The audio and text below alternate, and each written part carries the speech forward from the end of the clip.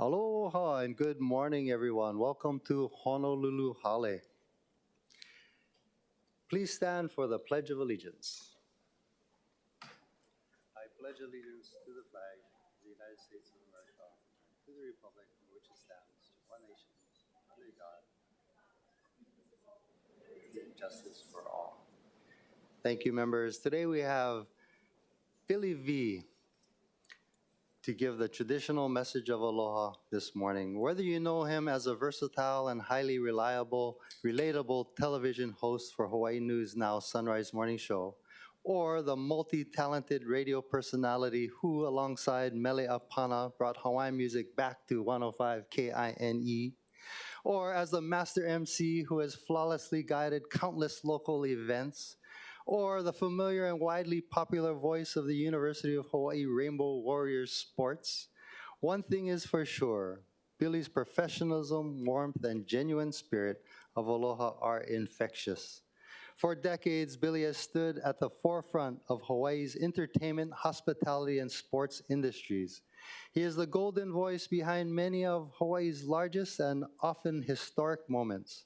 For more than 40 years, he has served as the face and voice of milestone events from UH and professional sports to cultural celebrations, political gatherings, conventions, and world-class concerts.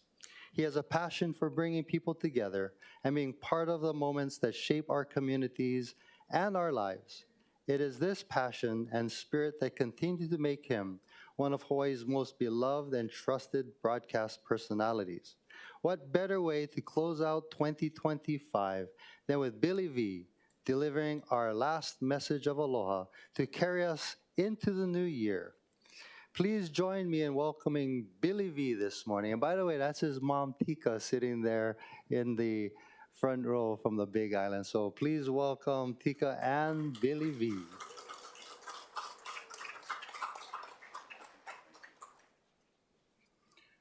I must admit I'm a little bit nervous because I'm used to doing the introducing and not being introduced. E na ho maka mai Hawaii nui o ke awea hiki ni I hau ka hele lani na kamaaina na malihini na ohana o Honolulu Hale. For everyone else that may not understand Olelo Hawaii, hi. Tommy Waters, Mr. Chairman, thank you very much for the wonderful introduction. Mahalo to you and your staff for inviting me to be here to address this esteemed body on this final council meeting of 2025. I started my remarks with aloha and aloha kākou as I share my aloha with everyone, including myself, which is a very Hawaiian concept. This will come up several times in the next few minutes. I'd also like to take a page out of Councilman Augie Tulba's playbook. The views being expressed do not reflect those of Hawaii News Now and are my own words and opinions, although I'm guessing that they would probably agree with most of my remarks.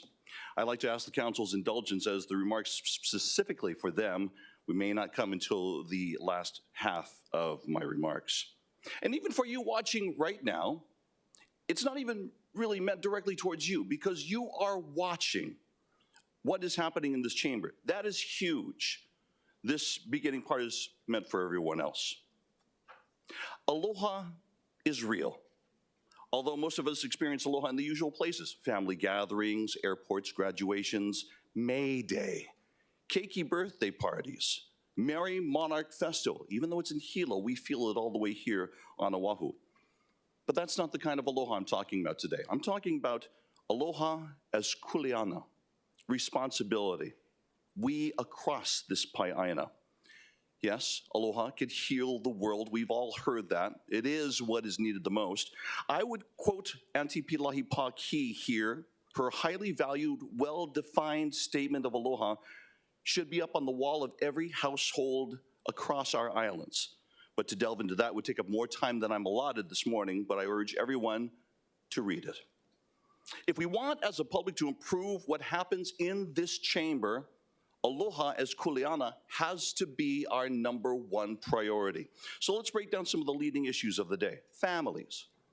We as families need to be taking more of the kuleana of teaching our children. If we teach them, all of us teach all of the keiki to have more aloha today, right now, then we start a different generation and mold than we have in the past. Not teachers teaching our keiki, families. We need to teach them first. That means spending more time with them. TV, movies, a lot of the social media, handing them the tablet when they're really small. We need to be having families involved more. This means teaching them to have more aloha at school. Not the teachers teaching them. We need to start that first. It means parents knowing who their children's friends are, who their children's friends' parents are. We used to talk about gangs in high school, but now it's happening in elementary schools, and it's influencing others on social media. So now social media is being the parents, not us. If we can infuse more aloha into our kids, they'll spend more time doing good things for our community instead of being bullied around it. They'll be less likely to get involved when they get into high school and will hopefully go on to higher education. Financial, that's a lot of the concern in this chamber. If we can get more aloha in our lives, we're not spending our money sending our officers to these kind of teen attacks. Less stress in our schools. Our teachers can teach and not be referees. More aloha means we are bringing down the temperature with all of us across the island as people and less officers being called out to domestic calls. More aloha means less break-ins because people will have more respect and aloha for other people and their things and their businesses. Businesses can thrive, and instead of paying money out of their pockets every time someone breaks into their shop. Loss of business can mean more homeless as people lose their jobs. That's financial, but that's crime as well. More aloha means more officers are not on such a high tension string. Less aloha means officers, every time they go on the call, they have to worry, and their families have to worry. We need to diffuse that. Aloha can help. Community aloha. We all need to be more respectful of our officers. More aloha can go a long way. We need to teach our children to start doing that now, even as adults. Yes, sir. No, sir. That helps. Let's talk about traffic. Ooh, we have more alohas, kuleana, if we do. Then we're being more thoughtful when we are on the roads. The thumb and the pinky finger out can bring the temperatures down. Waving with all fingers, not the one finger, and I'm not talking about that one, thank you very much. That helps alleviate road rage. We have the highest fatality rate annually than we have ever had before. We have to think about aloha as kuleana, as we need to protect our neighborhoods. You want to make sure that you're driving. You don't want people just zipping through your neighborhood and putting your kids at risk. But we all need to do the same thing too. And remember, those drinks before driving could kill members of your own family. Our adults have to train our kids to respect speed, traffic lights, not to cheat on the streets, because if you try to cheat the light, you may not make it. We, the adults, have to train them, not kumu TikTok or kumu IG. I know I'm sounding like I'm scolding a lot, but it all has to do with aloha. I've got a longer list of ways aloha can help bring down costs, stress, police calls, but too many to list here. But these are the things that all are within our grasp to do, and we can all start now. We don't have to wait for a deadline, committee vote, legislature. We can all decide we need aloha as kuleana now. Oh, and HTA. I know it's a state thing. I know this is a city chamber, but I'm just going to step up here one moment. We need to teach people about aloha before they get here to our shores. We need to do that better, not as they're leaving. They need to understand what they're walking into. You don't go into somebody's house with your shoes on. Spam goes with eggs and rice. Poi is one of the healthiest foods in Hawaii, and UH is number one. Truths there. Add to that. Need to already have aloha before you step off the plane. All right. I haven't figured out how to tie in aloha with kuleana into monster homes yet, but I'm working on that. I'm thinking about it. I know I'll get 100 emails as soon as I get done with this. If we the people can do all of these things, if we want this body of representation here in Honolulu to be better, then we need to take some of the load off of them. I don't know how you do it, council members. You are literally on duty 24/7.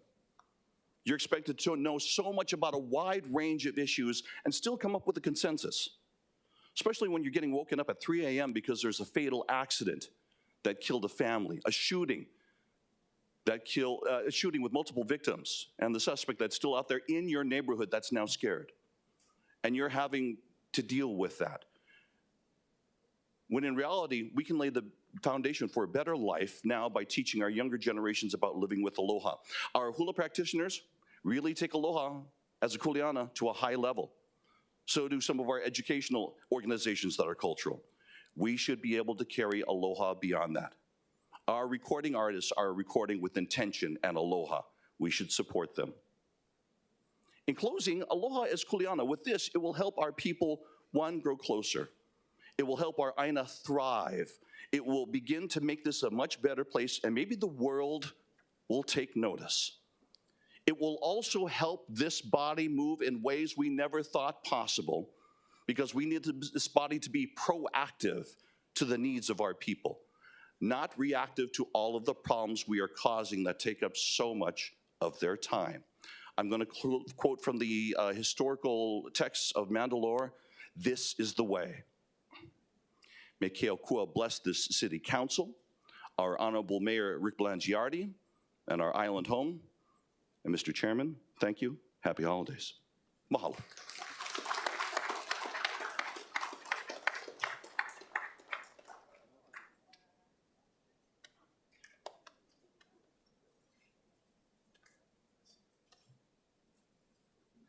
That was fantastic. Thank you so much.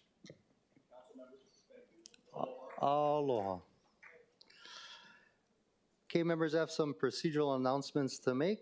Although remote oral testimony is being permitted, this is a regular meeting and not a remote meeting by interactive conference technology under HRS 92-3.7. Therefore, the meeting will continue notwithstanding loss of audiovisual communication with remote testifiers or loss of the public broadcast of the meeting. Members of the public will be allowed to provide oral testimony on all items on the agenda, either in person in the council chamber or remotely. As both English and Hawaiian are the official languages of the state of Hawaii, pursuant to Article 15, Section 4 of the Hawaii State Constitution and Section 1-13 of the Hawaii Revised Statutes, members of the public may testify in either language. For oral testimonies offered in Olelo, Hawaii, additional time as may be necessary will be allowed for the testifier to provide an English translation of their testimony. Before testifying, each person shall state their full name and the agenda item they are testifying on. Each speaker may not have anyone else read their statement and is limited to a 3-minute presentation on public hearing and new business items and a 1-minute presentation on all other items. Registered in-person testifiers will be called first. When your name is called, please proceed to the podium and begin by stating your name and the items you'll be speaking on. When I call for anyone who has not registered to speak in person, please line up to the right of the podium, and when it is your turn, proceed to the podium. Begin by stating your name and the items you'll be speaking on. All persons who have been registered to testify remotely by video conference or phone will then be called.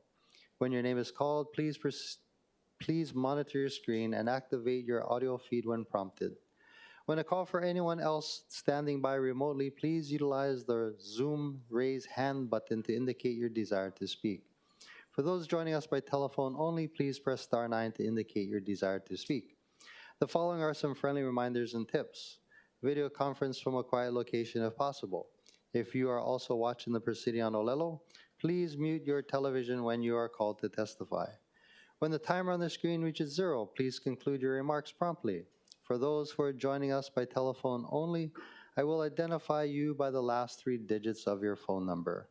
When your number is called, press *6 to unmute yourself when prompted.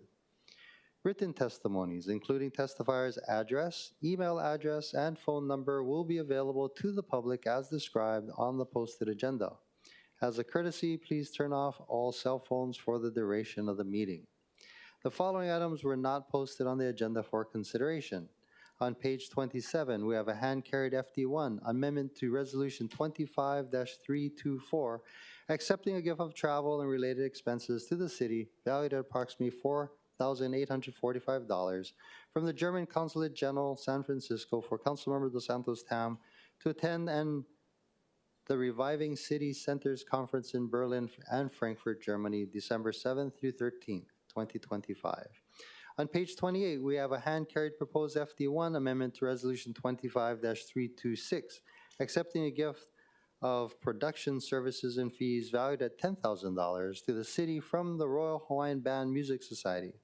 Friends of the Royal Hawaiian Band, and the Hawaiian Music Hall of Fame for the Kalikimaka Ho'omau Holiday Concert at the Neil S. Blaisdell Concert Hall on November 28, 2025. Copies are available at the city's clerk's office downstairs in room 203.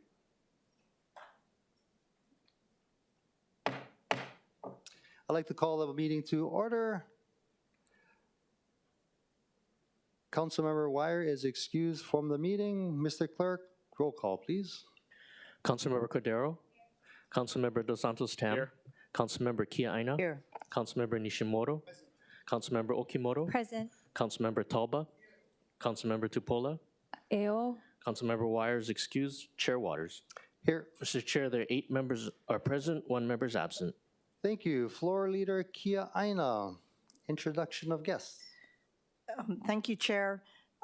We have several nominees of our city boards and commissions, members of the Mayor's Cabinet, as well as community members and stakeholders here to testify on many important issues before us today. So we'd like to welcome them to the chamber. Thank you so much. We now move to the order of the day on page 4, members, page 4. Appointment resolutions from the Committee on Budget, Councilmember Okimoto. Thank you, Chair. I move the Committee Report 362 and Resolution 25-283 CD1 as amended be adopted. Second. It's been moved and seconded. Councilmember Okimoto for the explanation. Confirming the appointment of Jody Lebed to serve on the Board of Review 1 for real property tax appeals on the city and County of Honolulu. Thank you so much. Is the nominee here? Aloha, welcome. Would you like to say a few words? Aloha and good morning, Chair Waters and esteemed council members. I'd like to thank you for the opportunity to serve our community with fairness, equity, and transparency on the Board of Review for real property tax appeals. Mahalo. Thank you. Members, any questions for the nominee? Seeing none, thank you so much. Mr. Clerk, do we have any testifiers? Mr. Chair, we have none. Thank you. Members, any discussion? Seeing none, any objections or reservations? Noting no objections or reservations, CR-362 and Resolution 25-283 CD1 has been adopted. Congratulations and thank you for your service. Moving to the bottom of page 4, Councilmember Okimoto. I move that Committee Report 363 and Resolution 25-297 CD1 as amended be adopted. Second. It's been moved and seconded. Councilmember Okimoto for the explanation. Confirming the reappointment of Edmund K.B. Hyun to serve on the Liquor Commission of the City and County of Honolulu. Thank you so much. I've been told that Mr. Hyun wasn't able to make it today, but we did have a chance to question him during the committee hearing. Mr. Clerk, do we have any testifiers? Mr. Chair, we have none. Thank you. Members, we're in discussion. Councilmember Kia'aina. Chair, I just wanted to make some comments because for several years now, we've been doing everything possible to get right people in place, both for the commission as well as the administrator. And I am I'm saddened that the administrator has left. So I am just encouraging the administration to act expeditiously, to start soliciting candidates to be the executive director for the Liquor Commission, because the commission itself has to work in tandem with the administration. And it's not helpful that we don't have an executive director. And I just wanted to make that comment. Thank you. Thank you. Any further discussion, members? Seeing none, any objections or reservations? Noting no objections or reservations, CR-363 and Resolution 25-297 CD1 is adopted. Members, turning to the top of page 5 from the Committee on Energy, Environment, Sustainability, Councilmember Dos Santos Tam. Chair, I move that Committee Report 365 and Resolution 25-289 CD1 as amended be adopted. Second. It's been moved and seconded. Councilmember Dos Santos Tam for the explanation. This confirms the reappointment of Dr. Bradley Romine to serve on the Climate Change Commission of the City and County of Honolulu. Thank you so much. Is the nominee here? Aloha, welcome. Would you like to say a few words? Yes, aloha, Chair Waters, esteemed council members. Mahalo for considering me again for another appointment to the Climate Change Commission. I look forward to working with you, all our city officials, in addressing your information needs and listening to your concerns and questions. I bring a background in coastal processes, coastal geology, particularly sea level rise impacts, but look forward to working with our diverse expertise across the Climate Commission again to address your questions and information needs. Mahalo. Thank you. Members, any questions for the nominee? Seeing none, thank you, sir. Mr. Clerk, do we have any testifiers? Yes, Chair, we have one registered testifier here with us in the chamber. Okay, please proceed. Mr. Shelby Billionaire. Aloha mai kako. Thank you very much for coming up for this appointment. So I'm in support, even though we never met before. I hope you read my testimony. I'm the chairman for the Ohana Unity Party. Also, when I put my testimony to represent Keaupuni o Ko Hawaii Pai'aina, in English, Kingdom of the Hawaiian Islands. I was born in the 1980s, and we watched Captain Planet. Because you're on the climate change, I'm not sure if you saw the TV show, Earth, Wind, Fire, Water, Heart. Hawaii, like Billy V said, is the place of aloha. And so we know looting and polluting is not the way. Here's what Captain Planet and Pikachu has to say. The power is yours. However, we also have to work on things with pragmatic solutions. The fish are dying because the algae's not coming back in. And the ocean produces more oxygen than trees. So I'm not sure if you're planning to plant trees every day, remove all the plastics, or you're going to figure out a Singapore-like landfill. But I'd be happy to look forward to work with you, because you know we got problems in 96792 with the dump. Mahalo nui loa. Pika pika. Thank you. Mr. Clerk, do we have any other testifiers? Mr. Chair, that concludes the testifiers. Thank you. Members, we're in discussion. Seeing none, any objections or reservations? Noting no objections or reservations, CR-365 and Resolution 25-289, CD1 has been adopted. Thank you so much for your willingness to serve, and good luck in your next term. Mahalo.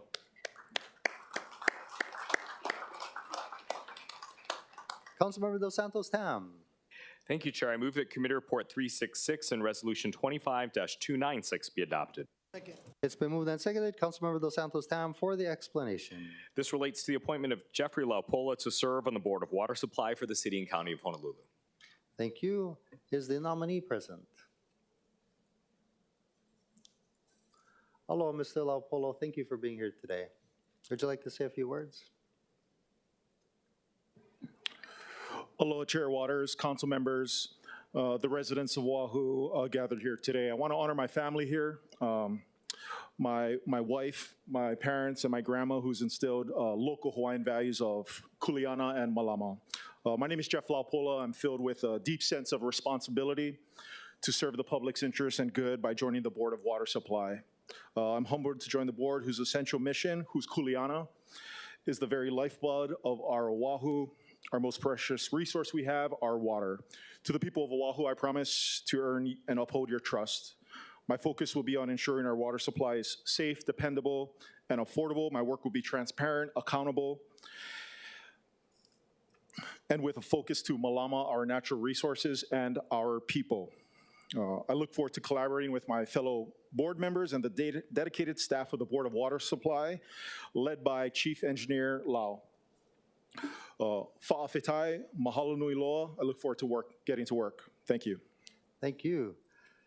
Members, do we have any questions for the nominee? Seeing none, thank you so much. I do believe we have one registered testifier, Mr. Ernie Lau. Aloha, Manager Lau. Thank you for being here. Aloha, Board, Council members. Ernie Lau, Manager and Chief Engineer for the Honolulu Board of Water Supply. We stand in strong support of Jeffrey Laupola's appointment to the Board of Water Supply. I know that he will be part of the team and working together to care for our Aina and our Vai for this generation and generations to come. So mahalo for support of his appointment.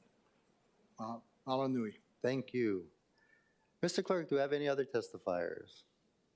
Mr. Chair, that concludes the testifiers. Thank you. Members, we're in discussion. Councilmember Kia Aina. Thank you. Thank you, Chair. I just wanted to welcome Jeff Laupola and his family back to Hawaii. You know, we all do our darndest to go get a good education and the skill sets necessary to come home and be able to contribute to our overall society and the improvement in the quality of life for our people. And I feel that that's what you did. So I just want to welcome you to the Board of Water Supply, but just welcome you home, welcome you in your Ohana home, and thank you for reinvesting in our community and coming back home. Well said. Any further discussion? Saying none, any objections or reservations? Noting no objections or reservations, CR 366 and Resolution 25-296 has been adopted. Mahalo, congratulations, and thank you. Moving to the top of page 6 from the Committee on Housing, Homelessness, and Parks, Councilmember Tupola. I move that Committee Report 369, Resolution 25-206 be adopted. It's been moved and seconded. Councilmember Tupola for the explanation. Confirming the nomination of Kevin D. Alge to serve as the Director of Housing and Land Management of the City and County of Honolulu. Thank you. I believe the nominee is here. Aloha, welcome. Would you like to say a few words? Aloha and good morning, Chair Waters, honorable council members.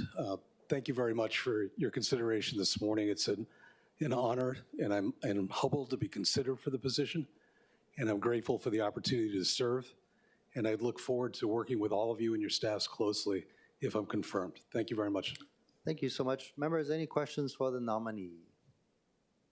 Seeing none, Mr. Clerk, do we have any testifiers?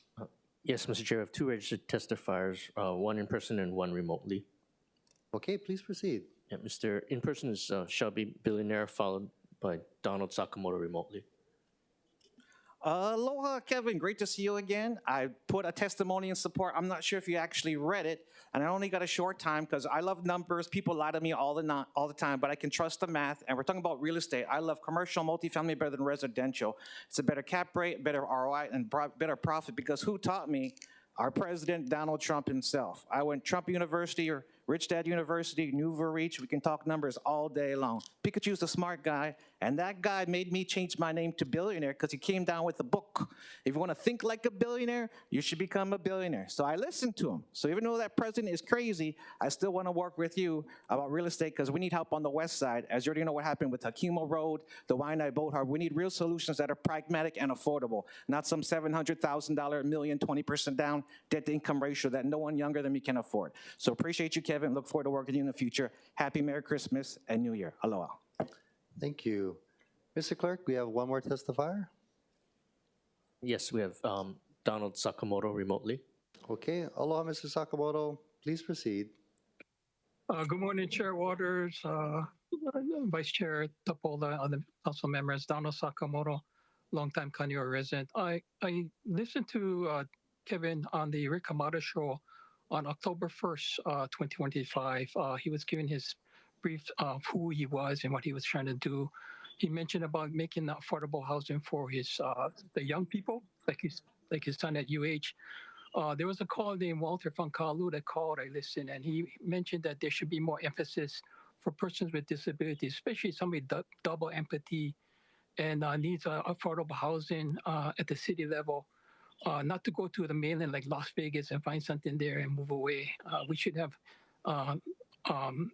housing in place for persons with disability. In 2014, I attended Honolulu Age Friendly with Kirk Codwell. Mike Formey was the Department of Transportation Director. Brickwood Galter was there at the Mo'ilili Japanese Culture Center. They was going to make for the baby boomers and affordable housing, but nothing happened. And it's very disturbing that we have to wait this long for affordable housing as well as accessible housing for the disabled. So there should be more emphasis. We need to prepare now. Famous quote, by failing to prepare, we're preparing to fail, by Benjamin Franklin. So I like to work with the director when he gets in, if you confirm it, and work with him to make sure that we have affordable and accessible housing for the disabled. Thank you. Thank you, Mr. Sakamoto. Mr. Clerk, do we have any other testifiers? Mr. Chair, that concludes the testifiers. I believe we have 1 more. Aloha, welcome.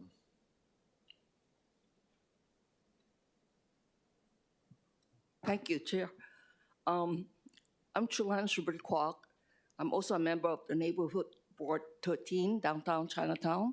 I've heard Mr. Unger speak to our board, and I was really impressed by his candid explanation of what he plans to do with city properties that are not being used currently to try to convert them into affordable housing.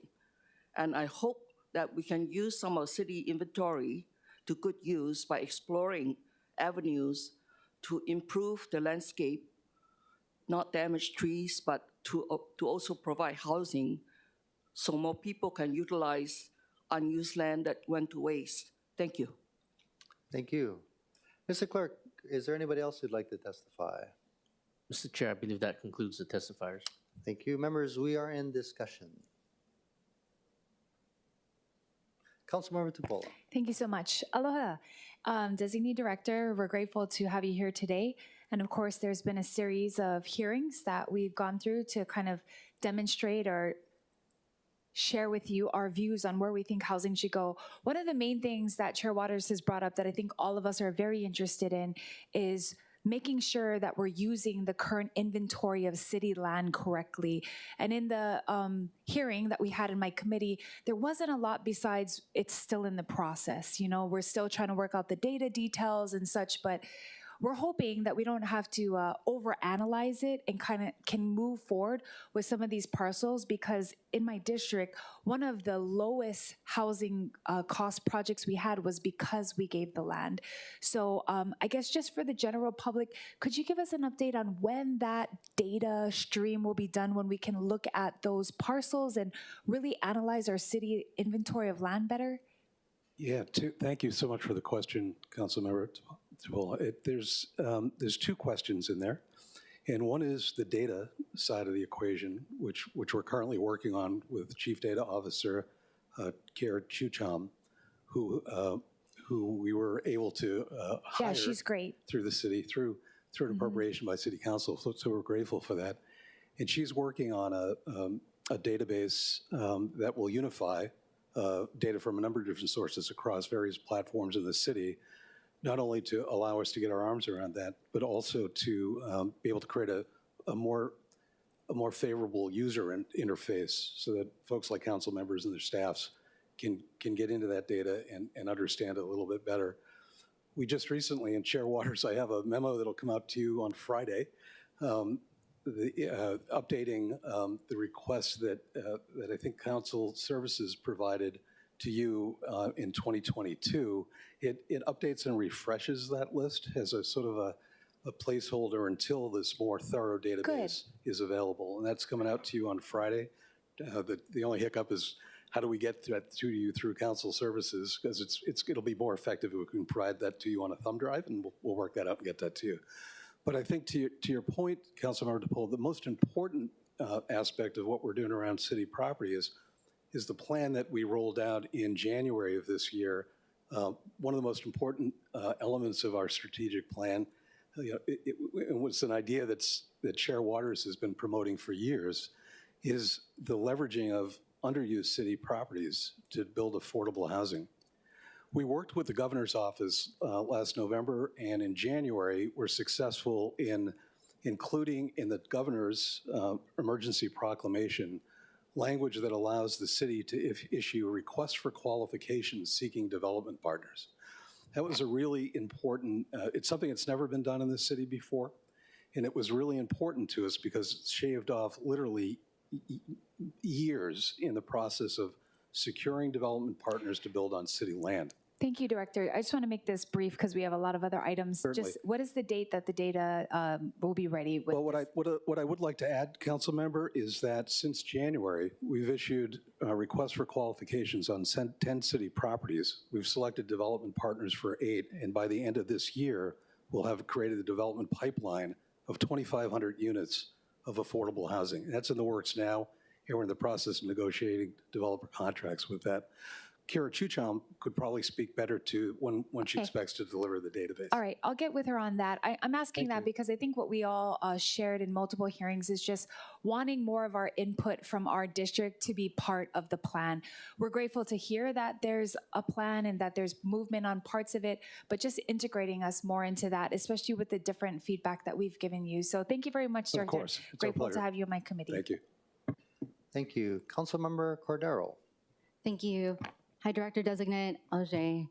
I know that In the last council meeting, of course, you heard that I had concerns about the appointment, and I do want to take some words that you use opportunity to work with the council members and our staff, and I do hope that we do continue to work better.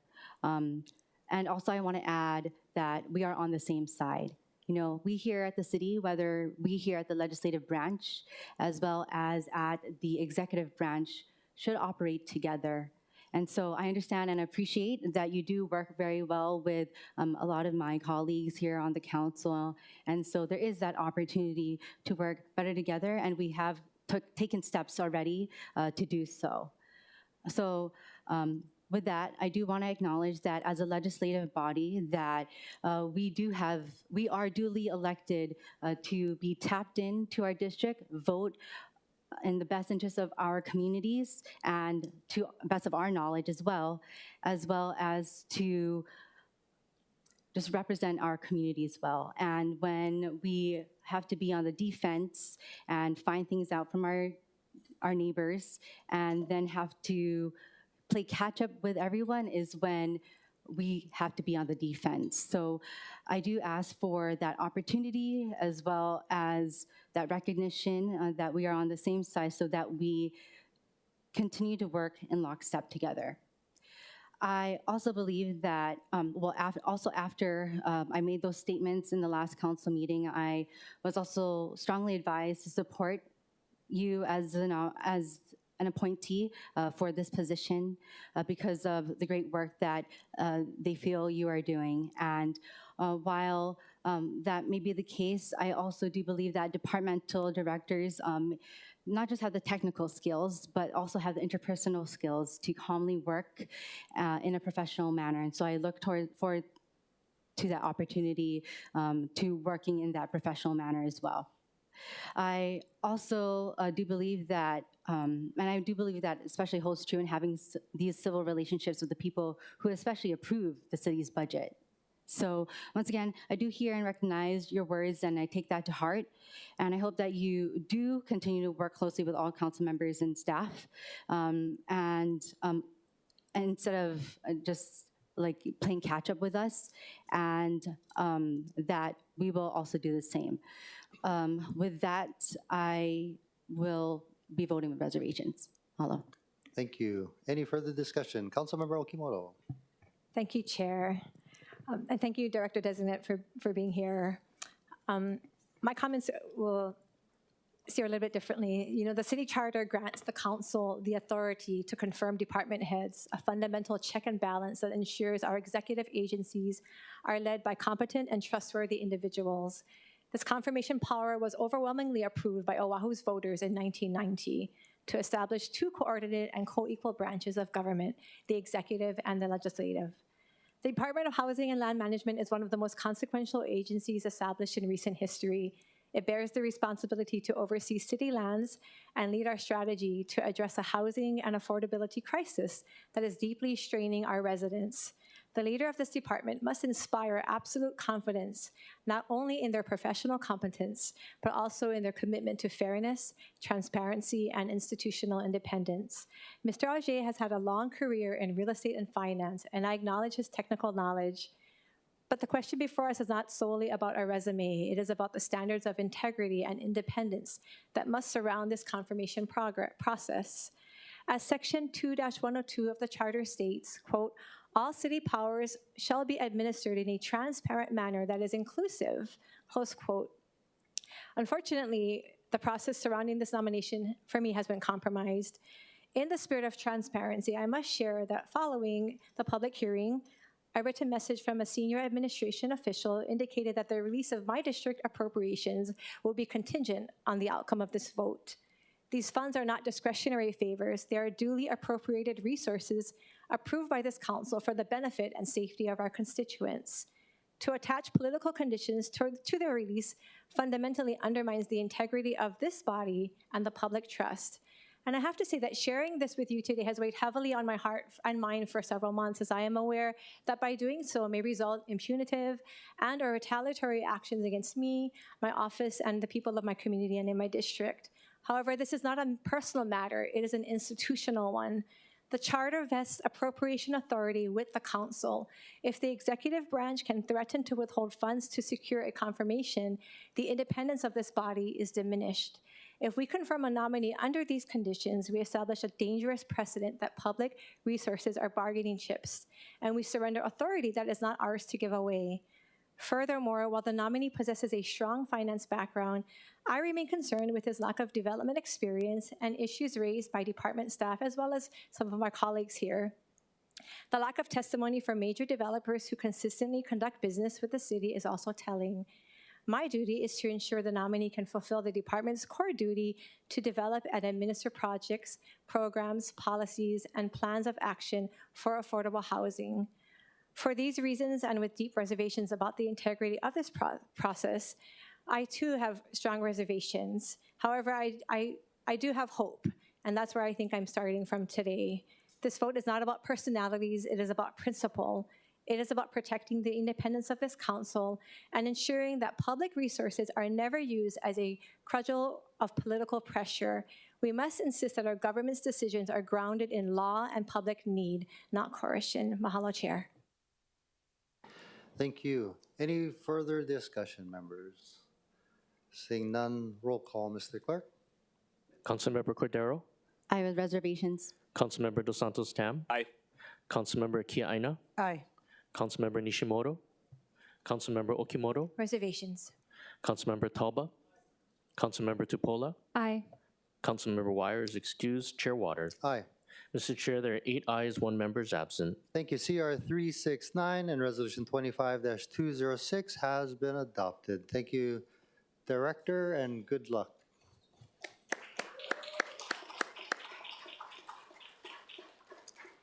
Members, next moving to the bottom of page 6, Councilmember Tupola. I move that Committee Report 370, Resolution 25-295 be adopted. It's been moved and seconded. Councilmember Tupola for the explanation. Confirming the appointment of Catherine Chang to serve on the Board of Parks and Recreation of the City and County of Honolulu. Thank you. Is the nominee present? Aloha, welcome. Would you like to say a few words? Hello, good morning to the Chair and the Council. I'm Katie Chang. I'm the Executive Director of Center for Tomorrow's Leaders. I'm very honored for this nomination. Thank you to Director Thielen. My nonprofit's already pretty active with parks, and so really looking forward to building more community partnerships and, of course, accessibility to our great parks. So mahalo for the consideration. Thank you. Members, any questions for the nominee? Seeing none, thank you so much. Mr. Clerk, do we have any testifiers? Mr. Chair, we have none. Okay, is there anybody else who'd like to testify? Please proceed. Aloha, Pikachu shall be billionaire. So I want to put my testimony in support for Catherine Chang for parks, but I want to let Ms. Chang know that our issues in Wai'anae is not so different from Kalihi. However, we're not taking people from the west side. They're not brown from downtown. They're like Pakistani. They're not from here. So I'm not sure how you're going to stop when these other people come in late at night, bust the toilets, bust all the sinks, kukai everywhere, because you're seeing all these complaints on social media. Why are we paying taxes if we can't fix that? But some of the people sleep on the beach aren't the ones that are breaking it. They're really on some crack, purple fentanyl drugs. They'll be on insane. I don't know, flaka, waka, krakanata. I don't know what's going on. But if you're going to be on the Parks Committee, hopefully you can address these issues. Because same issues in Waimanalo, they're afraid they might get shot. You're not going to stay in Ala Park at night in downtown Kalihi. So I just want to let you all know where, and hopefully you can address these issues being on the Parks Committee. Thank you. Thank you. Mr. Clerk, is there anybody else who'd like to testify? Mr. Chair, that concludes the testifiers. Thank you. Members, we're in discussion. Seeing none, any objections or reservations? Noting no objections or reservations, CR-370 and Resolution 25-295 has been adopted. Mahalo for your willingness to serve, Ms. Chang. Thank you. Moving to the top of page 7, Councilmember Tupola. I move that Committee Report 371, Resolution 25-298 be adopted. It's been moved and seconded. Councilmember Tupola for the explanation. Confirming the reappointment of Carla Hauser to serve on the Board of Parks and Recreation of the City and County of Honolulu. Thank you. Aloha, welcome. Aloha, Chair, Councilmember Tupola, and honorary City Council members. Mahalo for the opportunity to serve another term on the Department Parks and Rec Board. I'm excited about this opportunity. I'm excited about the direction of this department, its leadership, And I'm just looking forward to serving the community in the best way that I know how. So, mahalo. Thank you. Members, any questions for the nominee? Seeing none, thank you so much. Mr. Clerk, I believe we have Shelby Pikachu, billionaire, registered to testify. Aloha again, please proceed. Aloha mai kako. I'm back. Pikachu Shelby billionaire. I was not able to say this during the committee meeting, Chair. I was denied my first constitutional right. So I'm going to keep it straight. Like I said, not a Kuli board, Waianae board. I approve of Carla Hauser and RISE, even though I'm opposing the Parks Committee. Why? Because I feel there's a conflict of interest with RISE, the parks. All the issues I just addressed are not being addressed. And on the news, a $2.5 million grant award from the Jeff Bezos Amazon Family Foundation is going through. Obviously, that should be for RISE. And I would like Ms. Hauser to focus just on RISE, not on parks. Because what happened in Hakimo Road, when those people got displaced, Sabrina Grace with her nonprofit, Back to the Beginnings, took 23 people. And RISE is doing their part, but we got overcrowded, homeless, and there's problems everywhere. So whatever I say, I know it's still gonna go through. That's why I put testimonies on every single one I felt possible, so you guys would hear me and not be ignored. Because not only breaks my heart, I have to do this to tell you all straight up, but what about everybody else? Because I know there's people still on the streets. So I know you're gonna approve it, but I know you can address this in your way too, and your staff. Thank you very much, Ms. Hauser. Thank you, sir. Chair, I have a question for the testifier. Please. Councilmember Tupola. I just wanted to know if you had a chance to attend any of the Parks Commission meetings. Negative. Not for your committee, for our. No, for Carla sits on the Parks and Recreation Commission, so I wanted to know if you've been to any of the commission meetings. The only meeting I went to was yours. So I'm gonna invite you to go. I just was asking that question because her nomination here today is about the work she does on the commission. And the work she does on a commission is a volunteer work. Secondly, have you sat down with Ms. Hauser and explained or even filed any type of paperwork asking if there is a conflict? I would like Ms. Hauser to focus on RISE, and that's my point. She's doing a great job with RISE. What they do with parks, that's all up to you, but what are the results from before to now? You're just gonna reappoint her. Her nomination is about her service on a voluntary commission. So I'm just suggesting that because I want us to be able to have civil conversations. And as people serve on our commissions as volunteers, I want to make sure that their voices are heard and that they don't also feel like somehow their voluntary service is tied to their personal work, because this voluntary service they do is a big blessing to the city. So I'm just inviting you to come. I think maybe you should come to the Parks Commission meeting. It's separate than the city council meetings that we have. Thank you. Thank you, and I don't want to be exploited, and I don't want Carla to be exploited as well. I'm against human trafficking. Jin jin bye bye wa dame da yo. Thank you. Mr. Clerk, do we have any other testifiers? Mr. Chair, that concludes the testifiers. Thank you. Any discussion? Councilmember Tupola. Yes, I just want to speak in favor of Ms. Hauser today for her enthusiasm as well for this direction. I know for a lot of people, the turn in the Department of Parks, I'm looking at Director Thielen to my left, has been a slow turn, but it's been turning. I do believe that she's been looking at the things that have been neglected. One of the items that Director brought up some years ago was the discrepancy in the amount of services and staff that we needed for the West Side, and she adjusted that. And slowly the boat is turning, but it's a heavy boat and there's a big lift. So I just want to thank Ms. Hauser for hanging in there and want to encourage her, because I do know that there are conflicting thoughts about other things that are unrelated, but your service as a volunteer on our commission is highly appreciated. Thank you, Chair. Thank you. Any further discussion, members? Seeing none, any objections or reservations? Noting no objections or reservations, CR-371 and Resolution 25-298 has been adopted. Congratulations, Ms. Hauser, and thank you for your service. Moving to the bottom of page 7 from the Committee on International and Legal Affairs, Councilmember Nishimoto. I move that Committee Report 377 and Resolution 25-293 CD1 as amended be adopted. Second. It's been moved and seconded. Councilmember Nishimoto for the explanation. This is relating to the reappointment of Mr. Sheldon Jim On to serve on the Ethics Commission. Thank you very much. Mr. Jim On, unfortunately, we can't make it today, but he did appear before this committee and answered questions at that time. Mr. Clerk, do we have any other testifiers? Yes, Chair, we have Mr. Shelby Billionaire in the chamber. Okay, please proceed. Aloha, Pikachu shall be a billionaire back. I know Mr. Shelton's not here, so make it short and sweet with the ethics, because currently at 10 o'clock, we have a concurrent meeting with the the Office of Elections Commissioners meeting, and there's federal fraud going on. We've got overcounted ballots on the Big Island. The chain of custody is broken. The commissioner and auditor for the Big Island of Hawaii, they put in charge of the pig. That's leading the fox to lead the hen house. I would like to know what the Ethics Commission is going to do about this, because to me, this is systematic sabotage. This happened last month. When I'm here, we got meetings going on as well, and I will be going to the police commissioners meeting, but this is a federal level. So if you're going to be on the Ethics Commission's meeting, how can we address these issues? Because it's going on right now as we speak. Thank you very much. Thank you. Mr. Clerk, do we have any other testifiers? Mr. Chair, that concludes the testifiers. Thank you. Members, any discussion? Councilmember Tupola. Thank you, Chair. I know he's not here today, but I would like to say that Mr. Shelton is stellar. I've met with him multiple times, and the insight that he brings into the Ethics Commission, his professionalism, I've always been very impressed by how prepared he comes to those meetings, especially as a volunteer. So we're grateful, and we're actually lucky to have him there, because I think he brings that direction and leadership that the commission needs, and so I'm glad to support his reappointment. Thank you. Any further discussion, members?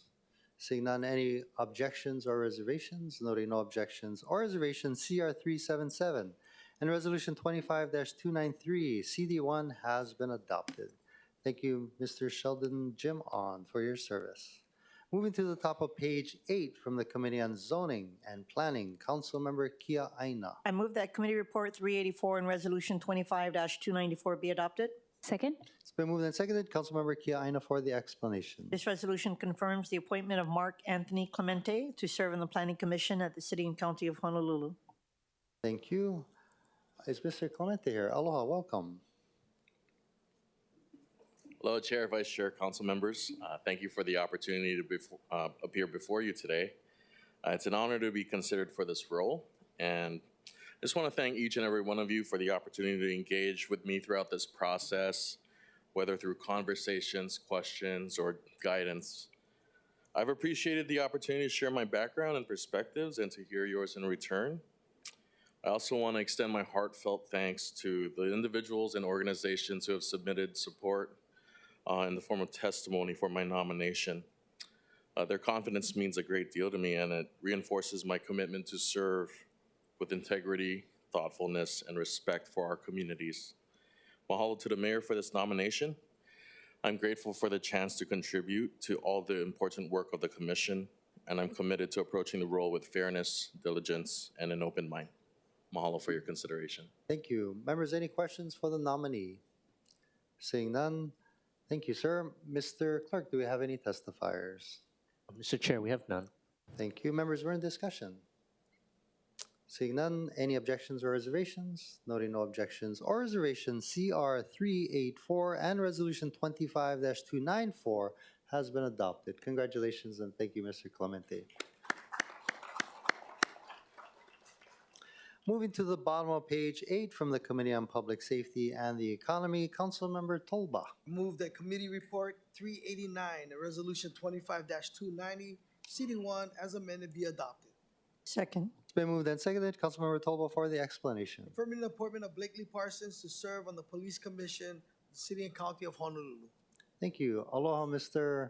Parsons. Thank you for being here today. Would you like to say a few words? Aloha, Chair, members. I want to thank you for the opportunity to serve. I'm humbled by this, and I look forward to answering any questions you have. I've had the opportunity to speak with members of the public, the police and community, you all individually, and I'm honored to be here. Mahalo. Thank you so much. Members, any questions for the nominee? Seeing none, thank you, sir. Mr. Clerk, do we have any testifiers? Yes, Chair, we have Mr. Shelby Billionaire as well for this registered. Okay, thank you. Please proceed. Aloha, Pikachu Shelby Billionaire. So good to meet you, Mr. Parsons. I think the first time in person. I sent a letter of support because I'll be heading to the police commissioners meeting after this meeting. And I'm not sure if you're aware of this because I can't send you an email yet officially, but the Epstein files, I already leaked that stuff out there. Donald Trump's name is on there over 2,020 times. There is a human trafficking, drug smuggling ring internationally, and the people are organ harvesting children's kidneys for $500,000 a pop. And I know this is happening on the Big Island because I reported it Justin Davis, a U.S. Marshal, who I reported his address, is now hiding out in Volcano. So if you become the police commissioner, and this is a hypothetical scenario, what are you going to do to address these issues facing all of Hawaii and Keiki? Thank you very much. Thank you. Mr. Clerk, do you have any other testifiers? Tim Gary, aloha, welcome. Yeah, good morning, everybody. I'm here to support Blake on this commission. Our police commission is very bad, and I'm glad we're taking steps to getting it to a proper state. I wish that the mayor, the administration would, in the future, maybe appoint somebody that's actually gone through the process of filing a complaint with the police commission. And then you could actually find out how bad it really is. So I support him, and there's another gentleman being appointed also. It seems we're going in the right direction, but we can only go up because the past commission was terrible. And I hope they accelerate the process to hire a new chief. Thank you. Thank you. Mr. Clerk, do we have any other testifiers? Mr. Chair, that concludes the testifiers. Thank you. Members, we're in discussion. Councilmember Tupola. Thank you, Chair. In support, and I just want to clarify, the Police Commission's roles and duties are to review and appoint or remove the police chief. They review department rules and budgets, as well as investigate public complaints against the department. So they have a pretty narrow scope, and they definitely don't look into any federal law. But I would like to thank Mr. Parsons for making his time available for this particular commission. I do believe with his background and advocacy for many, many years in youth organizations and as well within the community, I think will add to the Police Commission's current composition, and I'm looking forward to him being a part of the process as we move forward into picking a new police chief. Thank you, Chair. Thank you. Members, any further discussion? Seeing none, any objections or reservations? Noting none, CR-389 and Resolution 25-290, CD1 has been adopted. Congratulations, Mr. Parsons, and thank you for your service. Members, moving to the top of page 9, Councilmember Tolba. I move that Committee Report 390, Resolution 25-292, CD1 be amended and be adopted. Is there a second? Second. Thank you. It's moved and seconded. Councilmember Tolba for the explanation. Confirming the appointment of Anna Nuabauer to serve on the Citizens Advisory Commission on the Emergency Management of the City and County of Honolulu. Thank you. Is the nominee here? Aloha, welcome. Aloha, Chair Waters, council members. Thank you. Appreciate this opportunity to work more closely with the city and county. We already work closely with the PET component of emergency and disaster management, and we're looking forward to working even more closely with me being on this commission. Thank you. Thank you so much. Any questions for the nominee? Seeing none, thank you so much. Mr. Clerk, do we have any testifiers? Mr. Chair, we have Donald Sakamoto with his hand up online. Okay, Mr. Sakamoto, aloha, please proceed.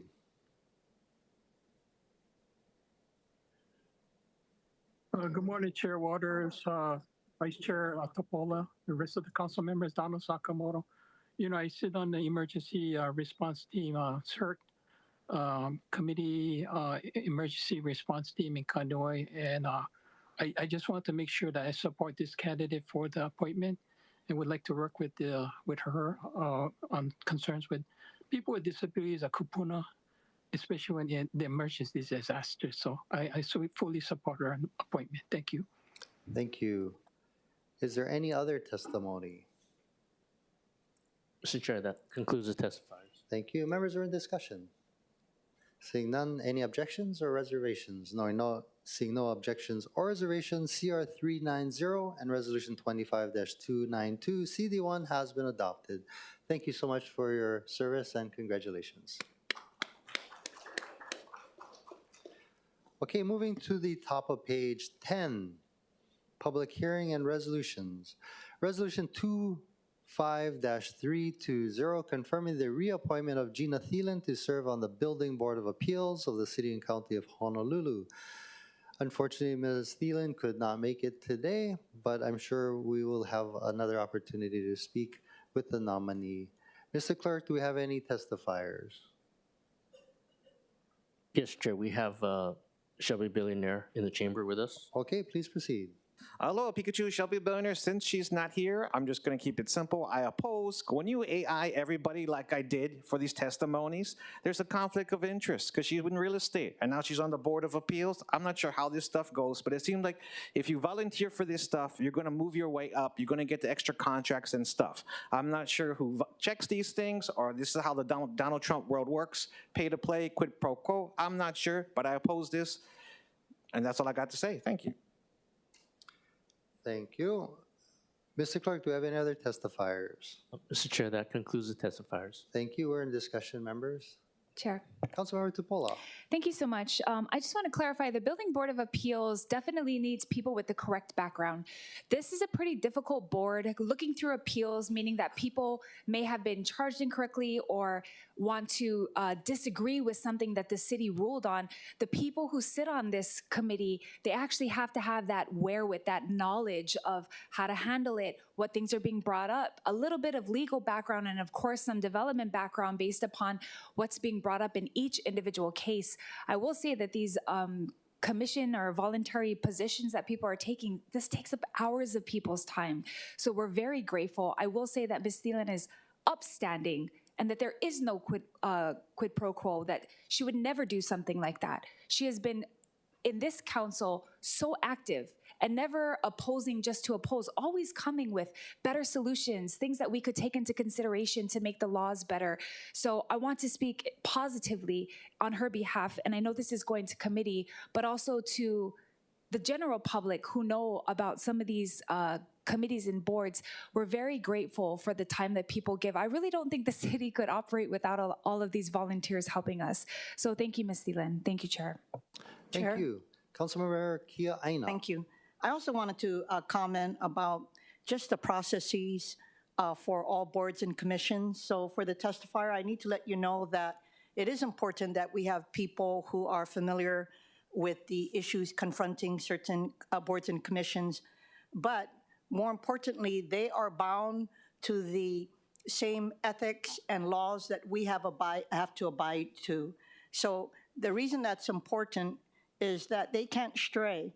If there is a conflict of interest, just as there could be for any of us, then there are processes in place to deal with ethics violations, criminal violations, or even just optics that may not fall in either of the categories, but is just as bad. And the mayor has the prerogative at any time to ask someone to step down. So thank you for at least trying to ensure that there's no conflict, but there's processes in place to be able to address that. Thank you. Thank you. Any further discussion, members?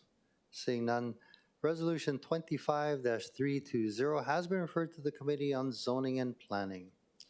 Resolution 25-321, confirming the appointment of Gyson Ontai to serve on the Fire Commission of the City and County of Honolulu. Is Mr. Ontai here? Aloha. Welcome. Sorry. Aloha, Chair Waters, aloha, council members. My name is Gyson Ontai. I'm honored to be here today.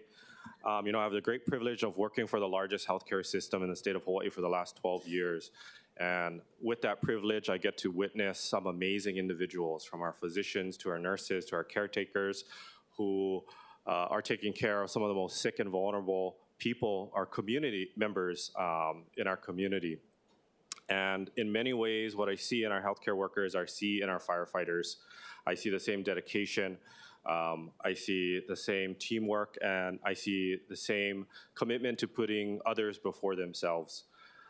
The mission of the hospital, the mission of the Honolulu Fire Department, I think, is rooted in public safety, in compassion, and it is really being there for the community when they need you the most. And so I have a deep appreciation and respect for our firefighters, all the men and women that make up our Honolulu Fire Department, and it will be a great privilege to serve on this commission. I'm just a local kid. Born and raised on the islands, I grew up in Kuli'o Valley, went to Kamehameha schools. I chose to attend UH Manoa, UH Law School. I've dedicated my entire professional career to giving back to the community that raised me. And so it'll be a great honor to serve in this capacity. It'll be a great honor to serve for the mission of the Honolulu Fire Department. Mahalo for your consideration. Thank you. Members, any questions for the nominee? Seeing none, thank you, sir. Mr. Clerk, do I have any testifiers? Yes, sir. We have Shelby Billionaire in the chamber. Please proceed. Hello, Pikachu Shelby Billionaire. So I'm in support of Mr. Ontani joining the Fire Commission. You know, it's a rough job out there. I just want to let you know, be aware that most of these fires you're seeing online, especially on Big Island, started by arson, either diesel or gasoline, especially the one by that massage place on the roof. You can see BG Pen, social media, Instagram, Hungry Hawaiian News. Everyone, the Coconut Wireless is fast. But when you talk to the firefighters, they're doing an amazing job just trying to put out the fire. We didn't start the fire like the song says so, but somebody is.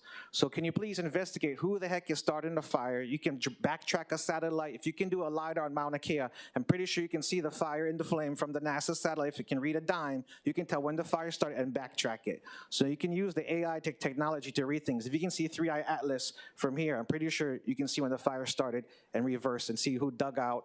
They're more than likely using a vehicle. They're not going to run in gasoline. That's ghetto. Maybe Waianae, but when you're going some big stuff, they can do it on a bike like on Maui. They can do it in the back of a truck. So I want the Fire Commission to be aware of it so you guys can handle it, because only you can prevent forest fire, Smokey the Bear.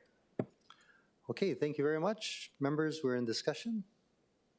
Seeing none, Resolution 25-321 has been referred to the Committee on Public Safety. Thank you, sir. Moving to the bottom of page 10, Resolution 25-322, confirming the appointment of Gary Yovita to serve on the Police Commission of the City and County of Honolulu. Is the nominee present? Aloha and welcome.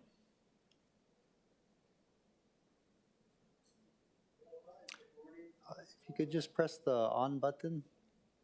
There you go. There you go. Okay. Wow. Good morning, Mr. Chair, council members, and everybody here. Thank you very much. My name is Gary Yovita, and I am honored to be considered for the position of Police Commissioner for the City and County of Honolulu. I'm open for any questions now and during the whole entire proceedings. Thank you, sir. Members, any questions for the nominee? Councilmember Kia Aina. Thank you for being here, Mr. Yovita. I'm very impressed with your background. For all of the commissioners, because it's one of the most important commissions for the city, I just wanted to know, process-wise, did you reach out to the administration, or did the administration reach out to you on this appointment? I have a dear friend that was or is part of the Police Commission, and this friend I've worked with, he's a former DEA special agent, and we worked together when I was a cop, and to this day throughout my career. And being that he's part of the Police Commission, he approached me and said it would be a good thing for you, Gary, to consider being a police commission. They need you. And then I know I fully realized that it's the mayor's call. Yeah. And I submitted my application to the mayor's office and had an appointment with the mayor. Okay, well, I have to say bravo to you and bravo to your friend on the commission. I have urged the administration that the next commissioner has to be someone with local law enforcement background. No offense to others on the commission, but if you're having a police commission, you should have someone with a local law enforcement background. But in your case, because of all your current work as well, with the Hawaii High Intensity Drug Trafficking Area as Executive Director, I think you are the appropriate candidate to be on. So I appreciate both you as well as Mr. Parsons for outreaching to the administration, because we need people from the public who are watching the city council and believing that they could be part of the process. So while the mayor does have authority to nominate, he's going to look completely at your background and give you the fair shake. But it was you who took the step. So mahalo. Look forward to speaking to you further. Thank you. Any further discussion? Councilmember Tupola. Yeah, thank you so much. So much of what Councilmember Kiana said, I was thinking is just we're very grateful I mean, you actually have training at the FBI National Academy in Quantico, Maui Police Chief. We really need this caliber of commissioners on the Police Commission, especially with this next process that we're going through for the chief. So thank you very much. I look forward to having a private meeting with you so that we can discuss your thoughts and visions for what you see from your perspective. I'm sure you might have a different perspective than all of us, but we need that perspective, and I believe that your background lends you to be such a good member of this commission and contribute accordingly. Thank you. Thank you, Chair. I just want to say, Mr. Chair, that I'm fully engaged not only in law enforcement and drug trafficking disruption, we're fully engaged in drug prevention, especially with our youth. And I have tremendous people working on that. I know it's outside of what we're talking about here, but, and what that does, it fully engages myself and my organization with the community. And everybody here knows that we have a definite drug problem. And it's decimating our communities. Sorry, thank you. No, thank you. Appreciate you very much. Any further discussion, members? Seeing none, Resolution 25-322 has been referred to the Committee on Public Safety and the Economy. Thank you, members. Oh, yes, we have to take testimony. I'm sorry. Pikachu Billionaire. Aloha, Pikachu shall be billionaire. I want to say thank you. I put a letter of support for our new commissioner. I'll be seeing you at the new place because I'll be going, I'm not sure you're going in today, right? Maybe the next month's meeting, to talk about all these issues. But, when we had the commissioners meeting, we only got 3 minutes to tell you what we got to say. It's really short. Then you guys go into executive session. But we know we have to address a lot of these issues. And why I got your attention, when you talk to people from the streets, they end up selling drugs to the judges, and the judges and they get stuck in this cycle. So some of these judges are in the take. With the criminal organizations, the KGB, the Mexican cartel, Sinaloa, and a lot of people are afraid to come out and tell you guys.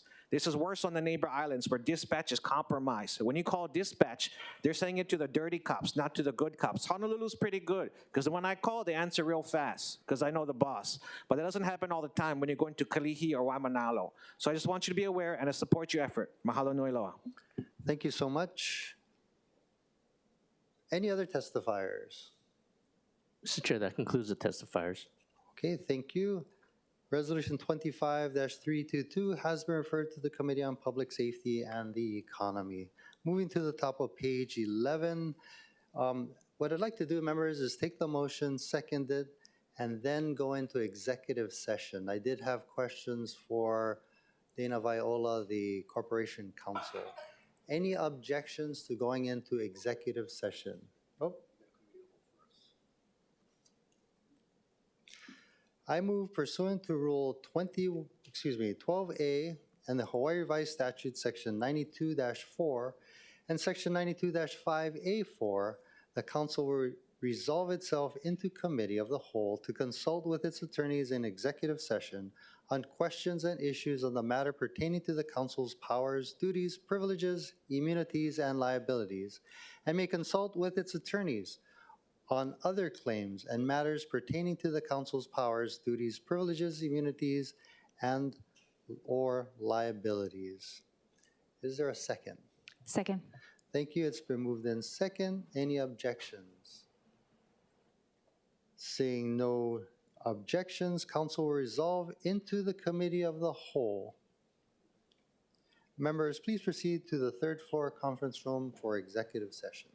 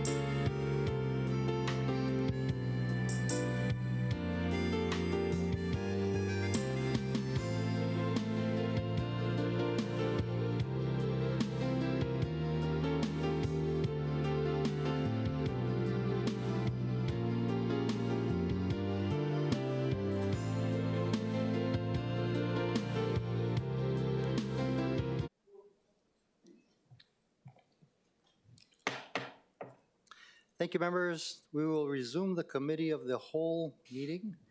We will now adjourn the committee on the whole meeting and reconvene the council meeting. Moving to the top of page 11, balance of committee reports, Vice Chair Tupola. I move that the committee reports listed as the balance of committee reports be adopted. Second. It's been moved and seconded. Vice Chair Tupola for the explanation.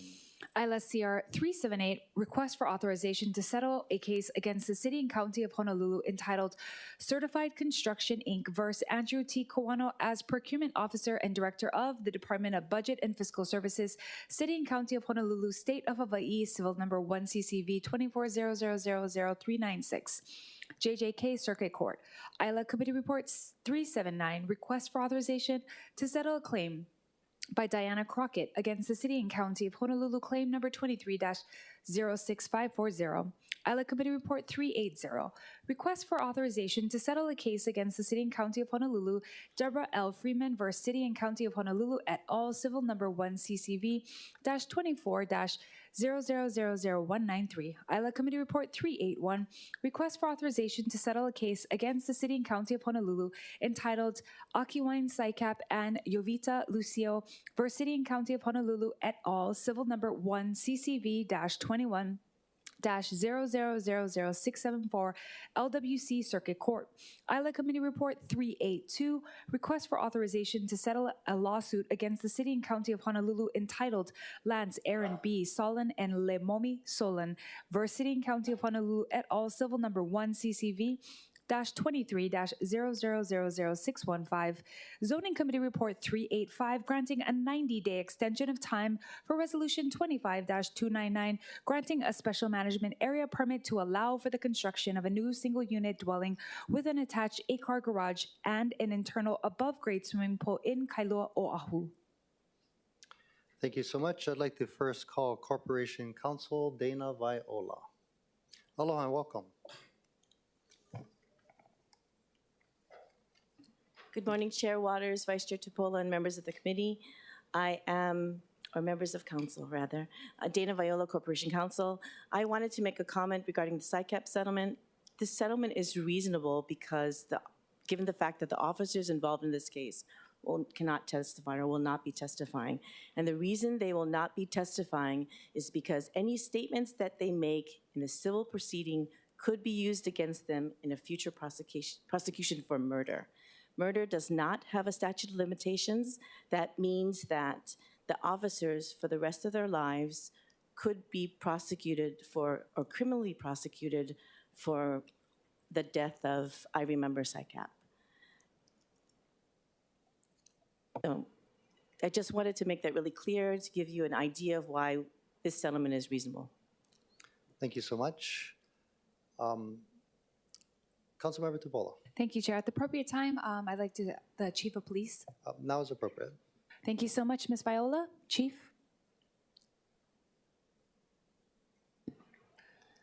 Hi, good morning, Chair Waters, Vice Chair Tupola, council members.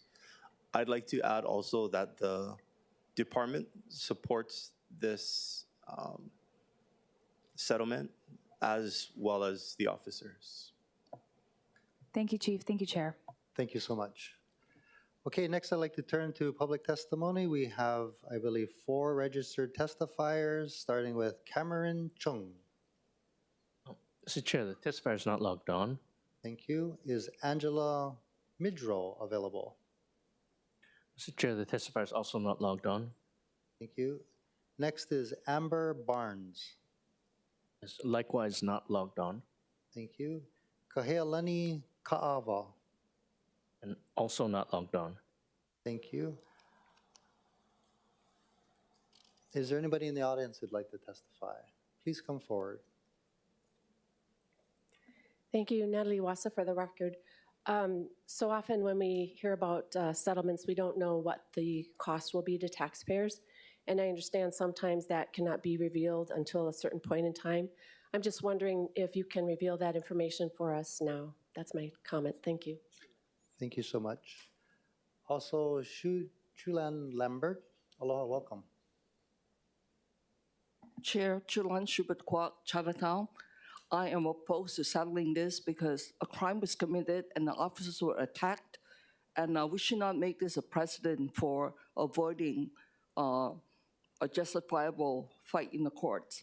So this is bad to settle. Thank you. Thank you so much. Is there any other members of the public who'd like to testify? Seeing none, members were in discussion. Councilmember Dos Santos Town. Chair, I do have one question for Corporation Counsel. How does settlement today affect the possibility of civil proceedings against the officers individually in the future? So a settlement today would prevent any future civil actions against the officers. Thank you. Any further discussion, members? Seeing none. Any objections or reservations? Councilmember Okimoto. Thank you, Chair. Please note my reservations for ILACR-381. Councilmember Nishimoto, followed by Tulba. Same request. Chair, thank you. Voting with reservations, settling for $1 million is not something I want to do. And I understand why many are frustrated. It's a hard pill to swallow, especially when the case has raised serious concerns about repeat offenders and the strain they place on public safety in our communities. We clearly need a stronger judicial process that keeps dangerous individuals off our streets and prevents these situations from escalating in the first place. But right now, the settlement is the path that protects the city, protects the taxpayers, and most importantly, protects our officers from real legal risk if this goes to trial. A trial that will force them to testify under oath and potentially reopen criminal action. This is not about rewarding wrongdoing. It's about protecting our officers and preventing an even larger financial and legal burden on our city and taxpayers. Thank you. Thank you. Any reservations? Councilmember Tabola. For the reasons as stated by Corp Counsel and as well in support of the department and the officers with reservations. Thank you. I also would like to vote with reservations. So thank you, members.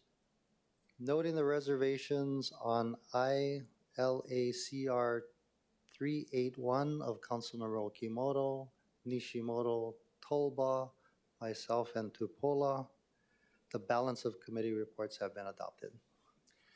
Thank you, members. Moving to page 12, Vice Chair Tupola. I move that first reading items listed on pages 12 and 13 of the agenda pass first reading. Bill 74 relating to ordinance revision, Bill 75 relating to traffic and vehicles, Bill 76 relating to government transparency, and Bill 77 relating to budget execution. Thank you.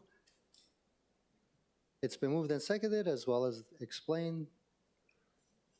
Mr. Clerk, do we have any testifiers? Yes, Chair. Oh, I'm sorry. Are you taking it one by one or all? Yeah, let's take one by one. Bill 74, I believe Shelby Pikachu Billionaire has registered to testify. Is Shelby Billionaire still available? Appears not. Thank you. Is there anybody else who'd like to testify on Bill 74? Seeing none, Bill 75. Shelby Pikachu Billionaire has registered to testify. He is not here. Is there anybody else who'd like to testify on Bill 75? Seeing none, moving to page 13, Bill 76. 76. Anybody like to testify on Bill 76? Natalie Wasa, aloha, welcome. Good morning, Chair, Council members. Natalie Wasa for the record. I'm so happy to be here. I just had eye surgery yesterday and I can see really well right now, so kudos to those doctors. Anyway, on Bill 76, I just have some comments because basically what this would do is create a second set of books that the public would be able to access. I did submit written testimony. Some of you may be aware that under Carlisle, they put the city budget online in a spreadsheet format. My questions to you prior to passing something like this is how often was that used? Because anytime we require the administration to do more stuff, there's a cost to it. So if it's only like a dozen people, is it really worth it? So I ask you to look at that in committee. Thank you. Thank you so much. Is there anybody else who'd like to testify on Bill 76? Seeing none, moving on to Bill 77, noting again, Shelby Billionaire has registered to testify and is not present. Anybody in the public who'd like to testify on Bill 77? Please proceed. Natalie Wassa. Thank you, Natalie Wassa for the record. So again, comments on this. Basically what this would do is allow the chair to access the city budgeting software, which is the CHIRPS program, would allow real-time tracking and monitoring of expenses and the ability to export data. You know, for small organizations, this is a relatively easy thing to do. You export to Excel or CSV file. My concern here is that this will create more work for the administration. It's the same information that is allowed to city departments, which also brings up a question of confidentiality, because I remember one bill had that, but I'm not sure this particular bill has that. And so, you know, there's a lot of stuff that the city does that requires income levels and even social security numbers and that kind of thing. So I ask you to tread carefully on this. Thank you. Thank you so much. Anybody else like to testify on any of the first reading items? Seeing none, thank you. Members, we are in discussion. Councilmember Dos Santos Town. Thank you, Chair. I want to note that Bill 75 seems fairly similar to Bill 73, which I introduced. And the reason why is our traffic code, which dates to 1931, is fairly complex. It's if you export it from H&L Doc, it's 201 pages long. And so I was advised by OCS that having two vehicles, no pun intended, would be more helpful for the public to be able to track the changes to one part. And then we can use Bill 75 for different other things. And it's really just so it's not one enormous 201-page long bill in the end. Thank you. Any further discussion, members? Seeing none, any objections or Chair. reservations? Oh, I'm sorry. Councilmember Kia'aina. Oh, Reservations for Bill 74. any other reservations or concerns? Seeing no further, oh, I'd like to just note the reservations on Bill 74 myself. Noting the reservations of myself and Councilmember Kia'aina on Bill 74, the first reading items on page 12 and 13 of the agenda has passed first reading. Thank you, members. Turning to page 14 from the Committee on Budget, Councilmember Okimoto. Thank you, Chair. I move that Committee Report 358 be adopted and Bill 55 CD1 as amended pass second reading. Second. It's been moved and seconded. Councilmember Okimoto for the explanation. Relating to multifamily rental housing program fees. Thank you. Mr. Clerk, do we have any testifiers? Mr. Chair, we have none. Thank you. Members, we're in discussion. Councilmember Okimoto. Oh, I'm sorry. Natalie Wassa, did you want to testify on Bill 55? Yes. Okay, please proceed. Thank you. Sorry for the late sign up. Natalie Wassa for the record. So basically this bill would increase the fees to maintain the multifamily rental housing program. And these are housing units that are funded by private activity bonds, which is below market financing, which I support. However, it's not clear to me under the current version of the bill if this regulatory period is just through the period of the bonds or whether it's in perpetuity. And I think it should only be through the period of the bonds. I mean, that's the time frame where taxpayers are basically subsidizing the cost of the loan, correct? I also oppose the creation of a new fund, the Housing Development Special Fund. We have many funds out there. A lot of them don't get used or are used not as often as intended, and then that ties up city resources that could be used for other things. So those are my comments on this particular bill. I ask you to take a look at that term for which the fees would be required. Thank you. Thank you so much. Any other testifiers, Mr. Clerk? Mr. Chair, that concludes the testifiers. Thank you so much. Members, we're in discussion. Councilmember Okimoto. Thank you, Chair. I just really want to mahalo members of the DHLM department, especially Gavin, who's worked really diligently with my office and myself working together to get the input necessary to make this vehicle the right way. And we will be, I will have amendments pending that will be considered at our next budget hearing. So thank you so much. Thank you, Chair. Any further discussion, members? Seeing none, roll call, Mr. Clerk. Councilmember Cordero? Aye. Councilmember Dos Santos Tam? Aye. Councilmember Akiwine? Aye. Councilmember Nishimoto? Councilmember Okimoto? Aye. Councilmember Talba? Aye. Councilmember Tupola? Aye. Councilmember Wire is excused. Chair Waters? Aye. Mr. Chair, there are 8 ayes, 1 member is absent. Thank you. CR-358 has been adopted and Bill 55, CD1 has passed second reading. Moving to the bottom of page 14, Councilmember Okimoto. I move that Committee Report 359 be adopted and Bill 63, CD1 as amended pass second reading. Second. It's been moved and seconded. Councilmember Okimoto for the explanation. Relating to real property taxation. Thank you. Mr. Clerk, do we have any testifiers? Yes, Chair, we have Ms. Iwasa registered. Aloha, please proceed. Thank you, Natalie Wassa, for the record. Just some comments. I know Councilmember Kiaina has worked very hard on this, but I am still kind of concerned about some of the points in there. Basically, this would allow for affordable rentals that are less than 100% AMI to be dedicated and get a lower tax rate. And what happens is the tenant would have to certify that they don't have ownership in another property, that they are making this rental property their principal home. I have no problem with that. The problem I have is that the owner must provide evidence that the tenant is eligible, and this requires a tenant certification. However, in the bill, it also states that the director may ask for information that he deems pertinent. And I think that that would require some level of income verification, maybe a tax return, something along those lines.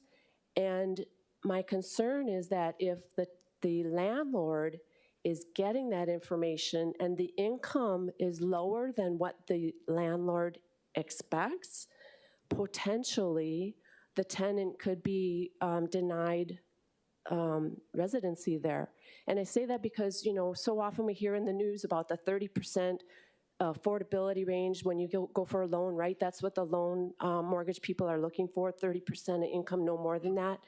But we know tenants often pay up to 50% of their income for housing. And so this could backfire on tenants who are trying to get into affordable housing. And currently, there are no properties in this dedication program, and I think you folks need to seriously look at that. Why?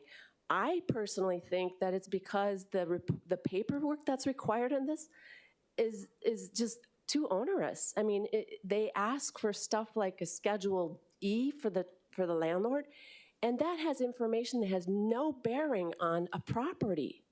So, you know, some of this, it's a good idea. I appreciate it, but it doesn't work the way as intended for many reasons.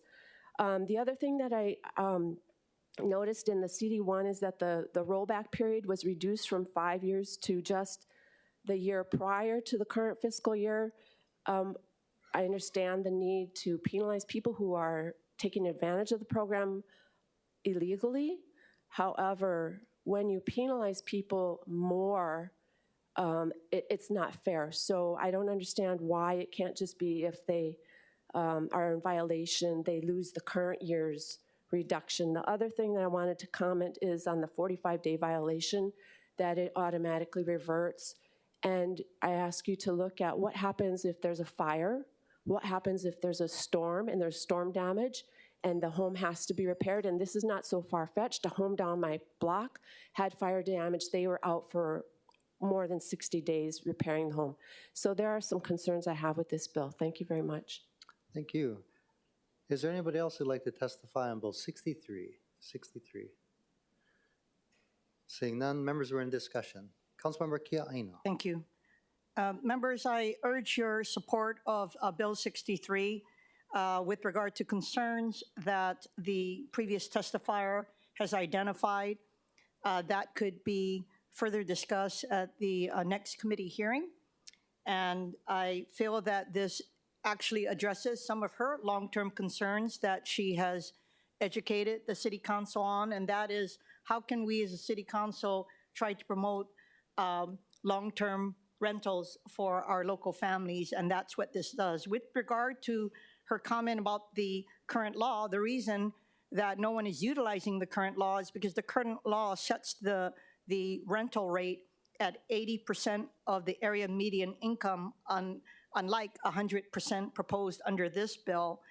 As a result, nobody wanted to, people wanted to pay the higher rate for the residential A rather than be incentivized to be charged at residential, the residential rate. And it's a big difference.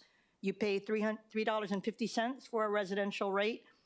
And while it's $4 up until $1 million for a residential A, it's after that, it's $11.40. And of course, we recently lifted that ceiling to 1.3. Anyway, with regard to the concerns, I believe that they could be addressed, more appropriately addressed, and I highly recommend the testifier to submit her comments in writing so we have ample time to look at it prior to the next hearing.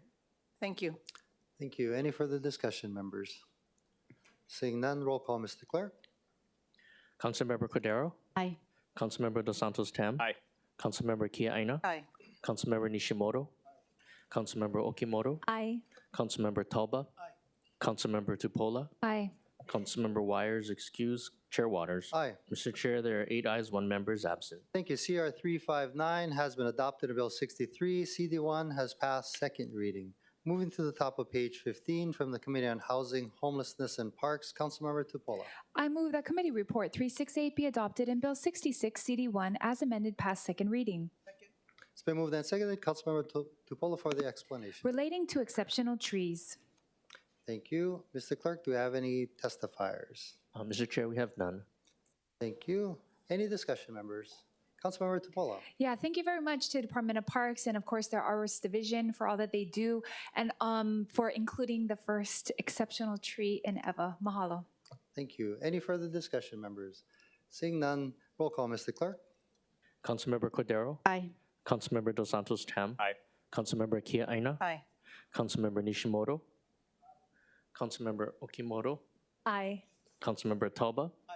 Councilmember Tupola? Aye.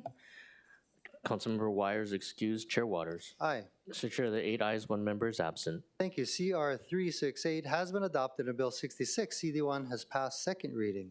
Moving to the bottom of page 15 from the Committee on Infrastructure, Transportation, and Technology, Councilmember Cordero. I move that Committee Report 373 be adopted and Bill 71 CD1 relating to shared streets pass second reading as amended. Second.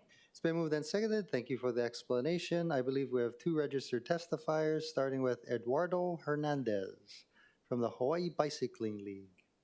Mr. Chair, the testifier is not logged on. Okay, next we have Jonathan Lott. Hello, Mr. Lott. Thank you for waiting patiently.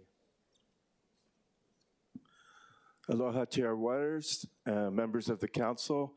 I appreciate the opportunity to testify in support of Bill 71.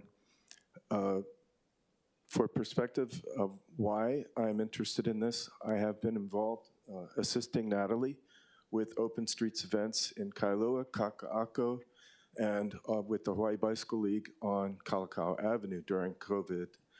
And they were successful, and the attendees seemed to gain empathy for vulnerable users. So that's why I support this bill. As far as my perspective is informed by having been a coach for track and cross country, using the streets with groups of boys and girls, running on sidewalks and paths and trying to do the dance with the traffic, as people have described it. I am currently car-free by choice.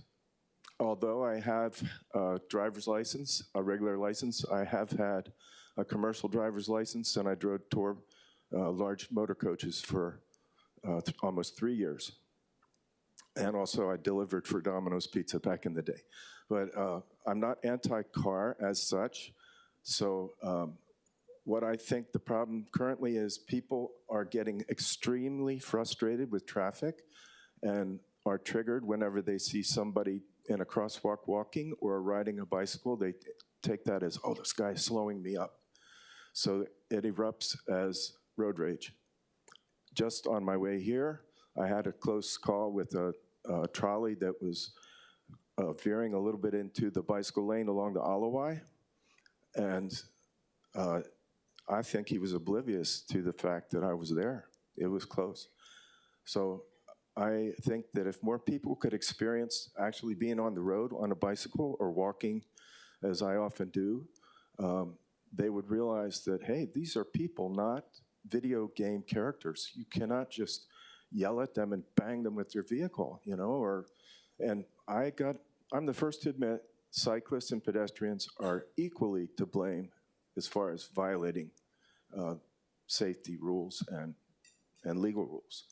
So anything that will help increase the overall share the road aloha mentality is good, and this bill will do that, I think. Thank you very much. Thank you. Is there anybody else who'd like to testify on Bill 71? Mr. Chair, we have Natalie Wassa registered and Mr. Eduardo Hernandez logged on. Okay, thank you. Natalie Wassa.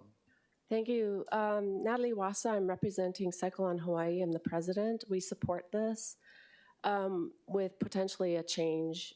Page 2 talks about speed humps, and I just wanted to reiterate my concern about speed humps. They can actually be very dangerous for bicyclists, moped riders, and motorcyclists. 3 talks about the outdoor seating, which is highly successful in other cities across the US and in Europe. I totally support that. My concern is on page 4 with respect to the speed limit. It's not allowed more than 5 miles per hour, which is really, really very slow. And bicyclists typically go more than that. I mean, even if you're riding less than 10 miles per hour on the sidewalk, you're allowed to do that. So I ask that that be changed to 10 miles per hour because I think that's a bit more reasonable. Those are my comments. Thank you so much for looking at this. Oh, one more. I didn't see anything about vendor booths. So Cycle on Hawaii had events in Kailua and Kaka'ako, which were highly successful. One of the things that these events typically have is booths, vendor booths, where people can play games, they can buy merchandise, they can buy food, those kinds of things. And I ask that you consider including that in this bill. Thank you very much. Thank you. Next we have Eduardo Hernandez. Hello, Chair, members of the council. Thank you for the opportunity to testify. I do stand on our written comments. I would like to point out that this bill is, we're in the midst of an epidemic of traffic violence, and we need to do something to change public behaviors, and everyone has a role to play in this, and by opening our streets to designate them as shared streets and to create open streets and to recognize that our roadways are our biggest shared resource that we have, and we need them to be safer for everyone. So thank you for the opportunity to testify. Thank you. Mr. Clerk, do we have any other testifiers on Bill 71, CD1? Mr. Chair, that concludes the testifiers. Thank you. Members, we're in discussion. Seeing none, roll call, Mr. Clerk. Councilmember Cordero? Aye. Councilmember Dos Santos Tam? Aye. Councilmember Kia Aina? Aye. Councilmember Nishimoto? Councilmember Okimoto? Aye. Councilmember Tauba? Councilmember Tupola? Aye. Councilmember Wires excused. Chair Waters? Aye. Mr. Chair, there are 8 ayes, 1 member is absent. Thank you. CR-373 has been adopted in Bill 71. CD1 has passed second reading. Moving to the top of page 16 from the Committee on Zoning Planning, Councilmember Kia Aina. I move that Committee Report 383 be adopted and Bill 70 CD1 is amended past second reading. Second. It's been moved and seconded. Councilmember Kia Aina for the explanation. This bill relates to parks and playgrounds, basically allowing dog parks to be credited towards satisfying the requirements for the provision or dedication of land for park and playground purposes. Thank you. Mr. Clerk, do we have any testifiers? Mr. Chair, we have none. Thank you. Any discussion, members? Councilmember Tupola. Thank you so much, Chair. Yeah, thank you to my colleagues for the support on this. I know for a lot of our communities, people really want spaces for their dogs because it's not allowed at city and county parks. But once you've established like a field or an open space, it's really hard to get the public to say, hey, now it's going to be only for dogs. So This is a way for us to proactively approach the measure, which means that all new park dedications will allow for this. This doesn't mean they have to, but it will allow a small portion of the park dedications that they do to be for dog parks, so that that's already incorporated into the master plans of some of these new communities, of which my area has tons of new communities. At the end of the day, people who live in new developments want real recreational space. Many families have dogs, and dog parks can help to build our communities. This bill makes room for that, while still making sure that we can keep larger park and playground areas that serve everyone. So thank you to DPP and DPR. I'll be adding in a few edits into our next draft of it before it passes final reading. Thank you, Chair. Thank you. Any further discussion, members? Seeing none, any objections or reservations? Noting none, CR-383 has been adopted and Bill 70, CD1 has passed second reading.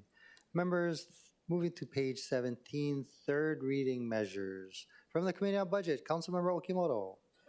Thank you, Chair. I move that Committee Report 360 be adopted and Bill 64 pass third reading. Second. It's been moved and seconded. Councilmember Okimoto for the explanation. Relating to appropriations. Thank you. I believe we have a number of registered testifiers, starting with, oh, no, I'm looking on the wrong page. Mr. Clerk, do we have any testifiers? Yes, Chair, we have Ms. Iwasa registered to testify, and I believe the two video conference testifiers are not logged on. Okay. Ms. Iwasa, welcome again. Thank you, Natalie Iwasa, for the record. First of all, I'm sorry I didn't have the opportunity to testify on this earlier. I was taking care of some family matters. However, I have some concerns about this. Basically, this would require the administration to submit some more information to the City Council regarding lapsed funding. And I could not check the city charter to find out the definition of lapsed, because there's an online error. I think it was since the city commission, the charter commission went online, the charter is no longer accessible, at least in my experience. However, you're asking for lapsed funds through January 31st of the current year, and those funds will technically not lapse until 5 months after that. So, that's a huge amount of time in which the city could expend funds. I am concerned about this because it requires additional funding, and it may give you information that you are trying to rely on that is not correct. So I just have some concerns about this. Thank you. Thank you. Mr. Clerk, do we have any other testifiers? Mr. Chair, that concludes the testifiers. Thank you. Members, we're in discussion. Councilmember Tupola. Thank you so much, Chair. I rise in support of both bills. They're both very similar. And I do think that at the end of the day, we're trying to get our budgeting down so that we can be more accountable to the public.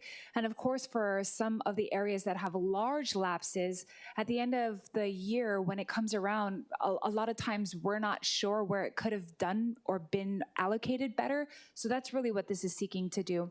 I do want to say that I did meet directly with the administration and I gave them a few suggestions. Unfortunately, I don't think any were actually put forward in a CD, so I'd like to say them out loud because they're still out there. We could also see if OCS wants to work together with BFS and do something in conjunction. We could reach out to DIT, see if they want to come up with something that's like simple that can actually maybe auto-populate a spreadsheet. We could have maybe a tracking device where we just look at it and we don't need any printed reports, but we can maybe see like a dashboard of it. I do think there's also the option of maybe asking for this bill to be implemented later so that we can kind of like flesh out the parts of the process. And lastly, I think we could also say that we could pilot it. We could pilot it and see if we could do it for a few departments and see if we can work through that and then maybe apply it citywide to kind of give BFS some footing to make sure that we're not doing too much too soon. So I will say that I suggested those because we don't want to disadvantage BFS. As Ms. Iwasa said, we're not trying to put more burden on the department. We want them to succeed. Our budget is a huge bulk of the year of all of our efforts, but we also want to be ahead of the game on these efforts. So I'm saddened to see that no CDs have been put forward by the administration, but I do think that there's still a way for us to make sure that they succeed, we succeed, and that ultimately the public is able to see how we're better budgeting taxpayer dollars. Thank you, Chair. Thank you. Any further discussion? Councilmember Dos Santos Town. Thank you, Chair. I do have a question for the administration. I know in previous hearings, they've expressed their opposition to this bill. Is that indeed still the case? I believe And if they Director could Kawano's here. explain why. Good morning, good afternoon. Andy Kawano, Director of Budget and Fiscal Services. Thank you, Chair Waters, for allowing me to, update our testimony. So we stand behind our written testimony that's posted. I think Bills 64 and 65 are very different. 64 really focuses on appropriations that lapse and to predict what's going to lapse 5 months before the end of the year, as the prior testifier mentioned. I testified earlier that I believe that it would be essentially impossible to accurately predict or estimate or project how much will lapse within a department by object code. It will not be a useful, productive exercise that will provide value to the process. Thank you. And so just to follow up, the contention on both bills, 64 and 65, is that the administration already does this to the extent that they already provide this type of information. Specific to Bill 64, that's not accurate. We do not project, when we submit our budget in March, what will lapse by June 30 of the same year. So we don't provide that information right now. Yeah, so to save some time on Bill 65, that is the case though on Bill 65. The administration states that they provide this information already. We provide the information already above the scope, right? We have scope that we follow.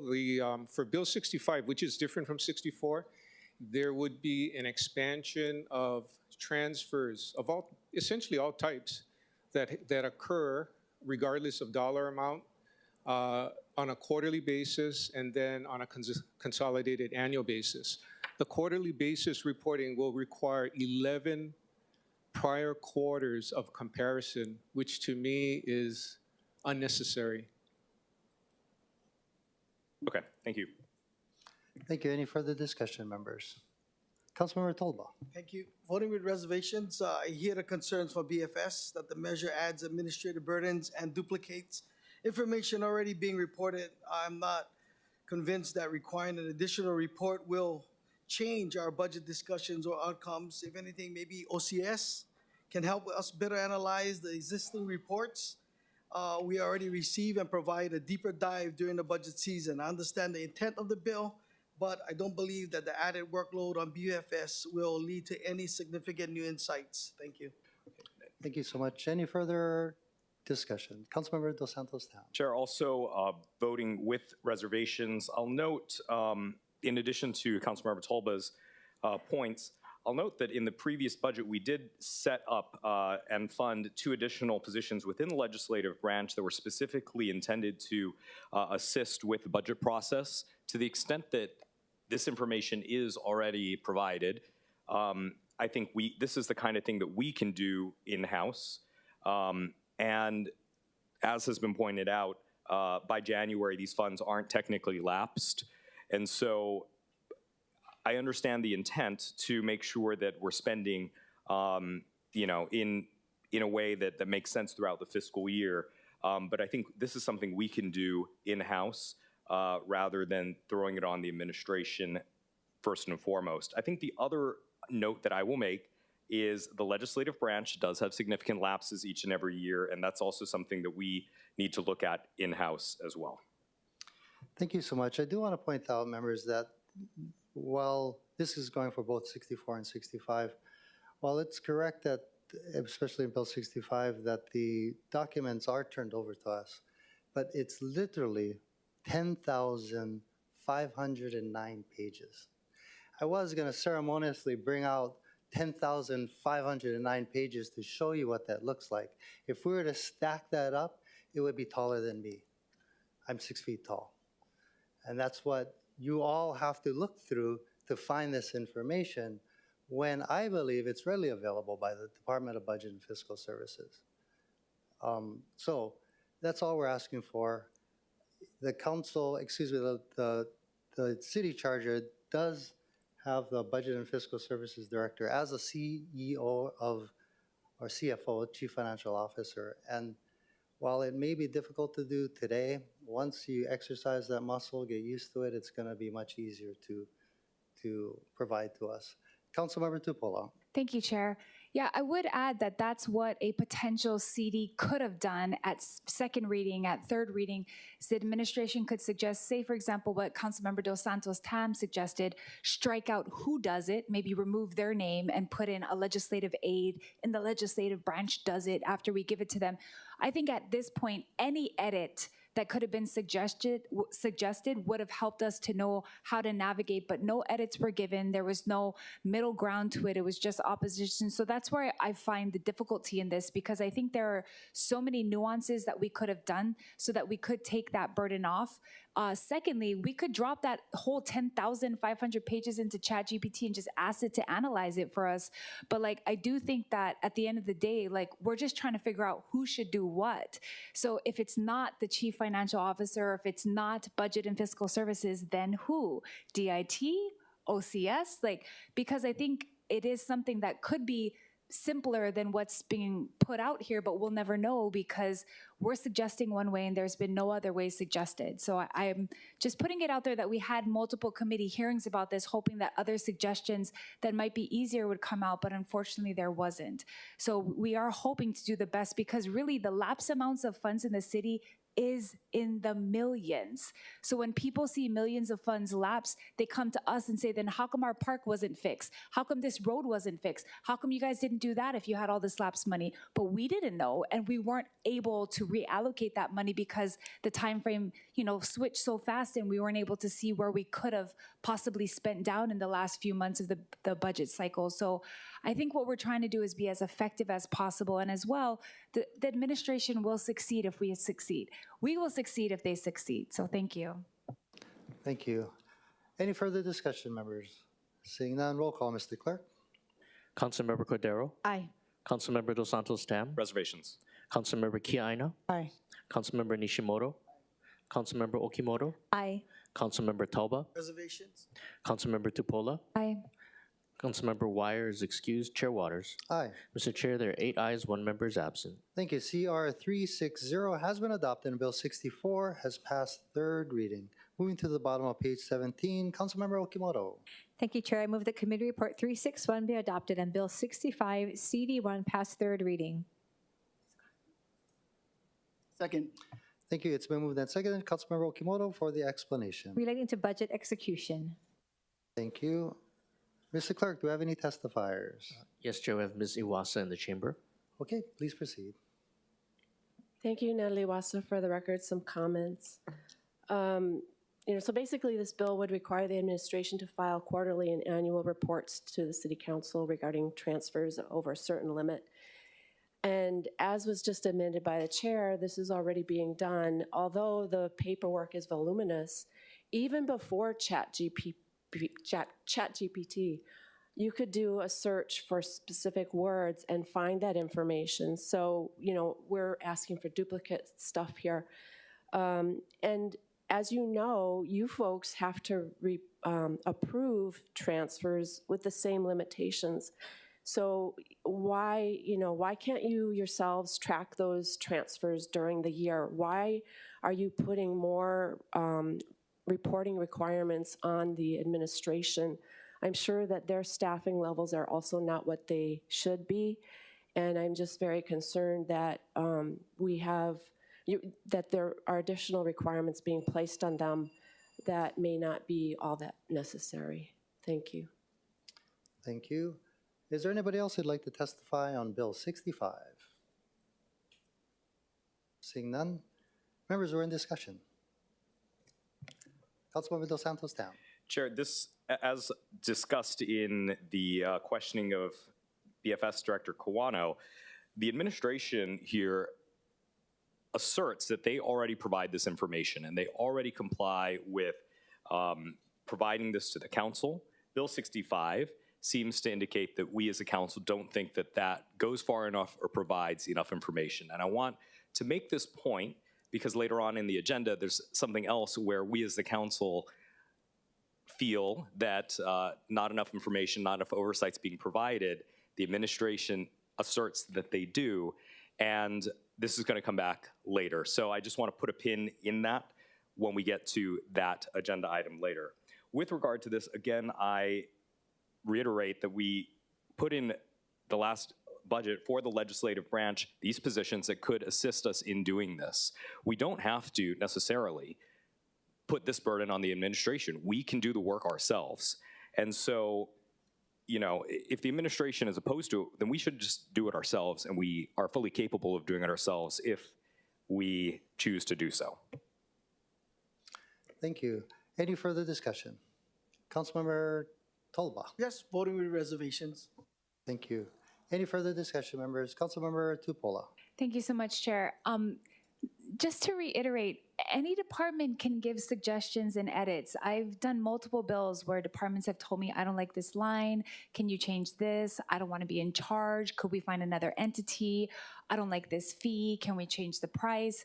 So I think at this point, all we're asking is suggestions on how to do it. So if it's already being provided and maybe it just needs to be analyzed or put into spreadsheets better, then somebody, anybody, which is not mine, this is not my bill. Two, the department that, you know, is opposed to it, didn't provide a CD, they could suggest at any time, we don't want to be in charge, we struck out our names, we put in you guys' names, how do you like it? And we would have been like, okay, well, let us think through this.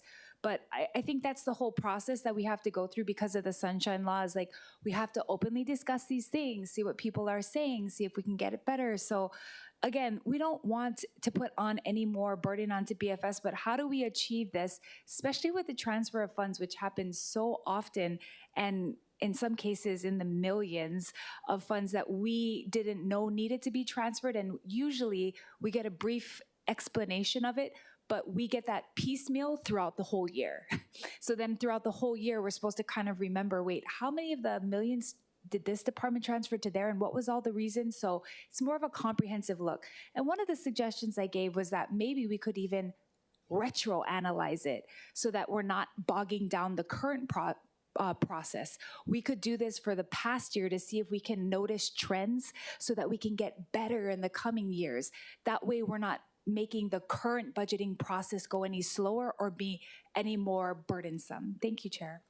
Thank you. Just as a reminder, we approved transfers that are over $100,000 or 10% of the amount appropriated.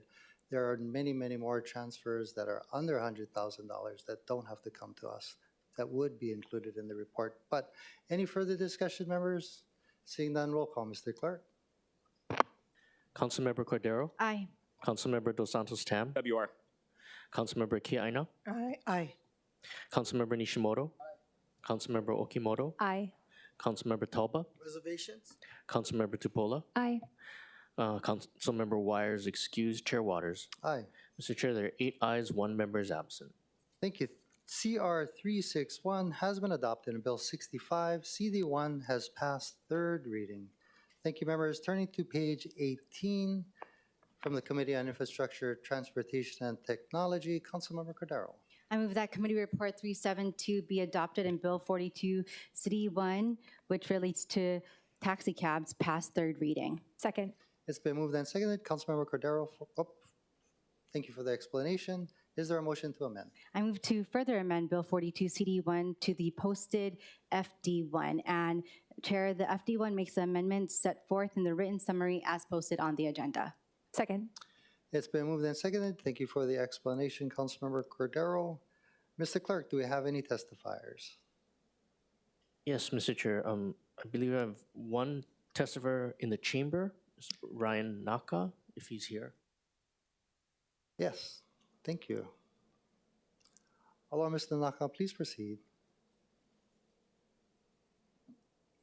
Aloha Chair, Council members. My name is Ryan Naka. I'm testifying in strong support of Bill 42. In 1938, my great-grandparents founded Charlie's Taxi. For over 80 years, we've needed fair and sustainable rates for our drivers who serve our passengers every day. Our taxi drivers are essential to keeping Honolulu moving, yet their rates haven't kept up with the rising cost of living. Fair adjustments ensure drivers can earn a livable wage, maintain safe and reliable service, shorten wait times, and continue supporting Kupuna residents and visitors who rely on them every day. Mahalo to Council Members Tupola, Wire, Councilmember Cordero as well, and Director Hoshiro for their support on this issue. I respectfully urge you to pass Bill 42. Mahalo. Thank you. Any other testifiers on Bill 42? Seeing none, discussion members? Councilmember Tupola. Thank you so much. I just wanted to acknowledge the Naka family. They're all actually related to Charlie's taxi. If you guys can raise your hands and say hello. I know they've been waiting this whole time. But I'm having them be acknowledged because we really only have like 2 major companies left on this island. So back in the day, taxi cabs used to be a thing, right? Everyone is catching them, but then Uber and Lyft came along and a lot of these businesses had to fold because honestly, the regulations that the city and county had were a lot more than what all these other TNC companies had.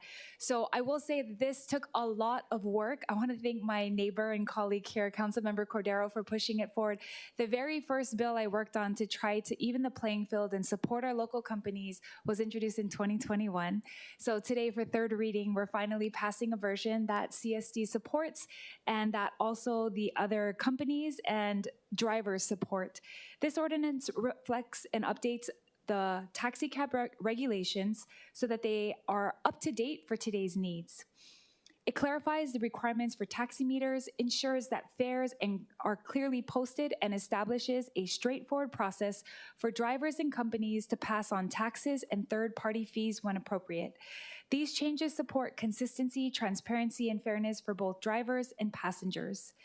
While the process has taken time, the result is clear, and the organized set of rules that will benefit the public support the industry and enforcement. We're grateful for all of the back and forth that we've had with CSD and as well for this final floor draft, and so thankful that we can do something that will help these industries thrive. As many of you know, we actually rely on a lot of these taxi cabs for medical transport, and one of the taxi cab companies runs our handy vans, so we need all of the transportation divisions to thrive, and I believe that this bill will take off unnecessary regulations, free up some time for CSD, and then allow the market to determine the path forward for these companies to compete with other transportation network companies. Mahalo, Chair. Thank you. Any further discussion, members? Seeing none, roll call, Mr. Clerk. Mr. Chair, this is the... Pardon? Oh, I'm sorry. What?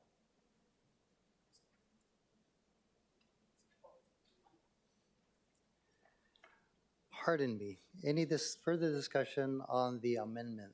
Seeing none. Any objections or reservations to the amendment? Seeing none. Bill 42 CD1 has been amended to the posted FD1. Any further discussion? Seeing none. Roll call, Mr. Clerk. Councilmember Cordero? Aye. Councilmember Dos Santos Tam? Aye. Councilmember Kia Aina? Aye. Councilmember Nishimoto? Councilmember Okimoto? Aye. Councilmember Tauba? Aye. Councilmember Tupola? Aye. Councilmember Wires excused. Chair Waters? Aye. Mr. Chair, the 8 ayes, 1 member is absent. Thank you. CR-372 has been adopted and Bill 42 CD1 FD1 has passed third reading. Moving to the bottom of page 18 from the Committee on Public Safety and Economy, Councilmember Tolba. I move that Committee Report 388 be adopted and Bill 46 CD1 as amended pass third reading. Second. It's been moved and seconded. Councilmember Tolba for the explanation. Relating to the Honolulu Police Department. Thank you. I believe we do have a number of registered testifiers, starting with Shelby Pikachu Billionaire. Mr. Chair, the testifier is not logged on. Okay, next is Don Sakamoto.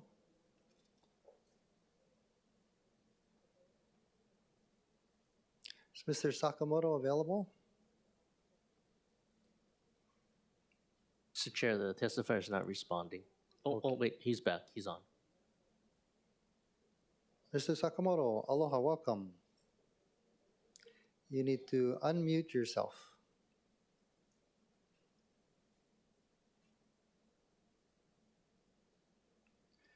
Mr. Sakamoto, you're on mute. Oh, thank you, Chair. Sorry about that, Chair Waters. Members of the Council, Donald Sakamoto, I support this this bill for at this time. So that's my comments. Thank you. Thank you. Next, we have Matt Piacente.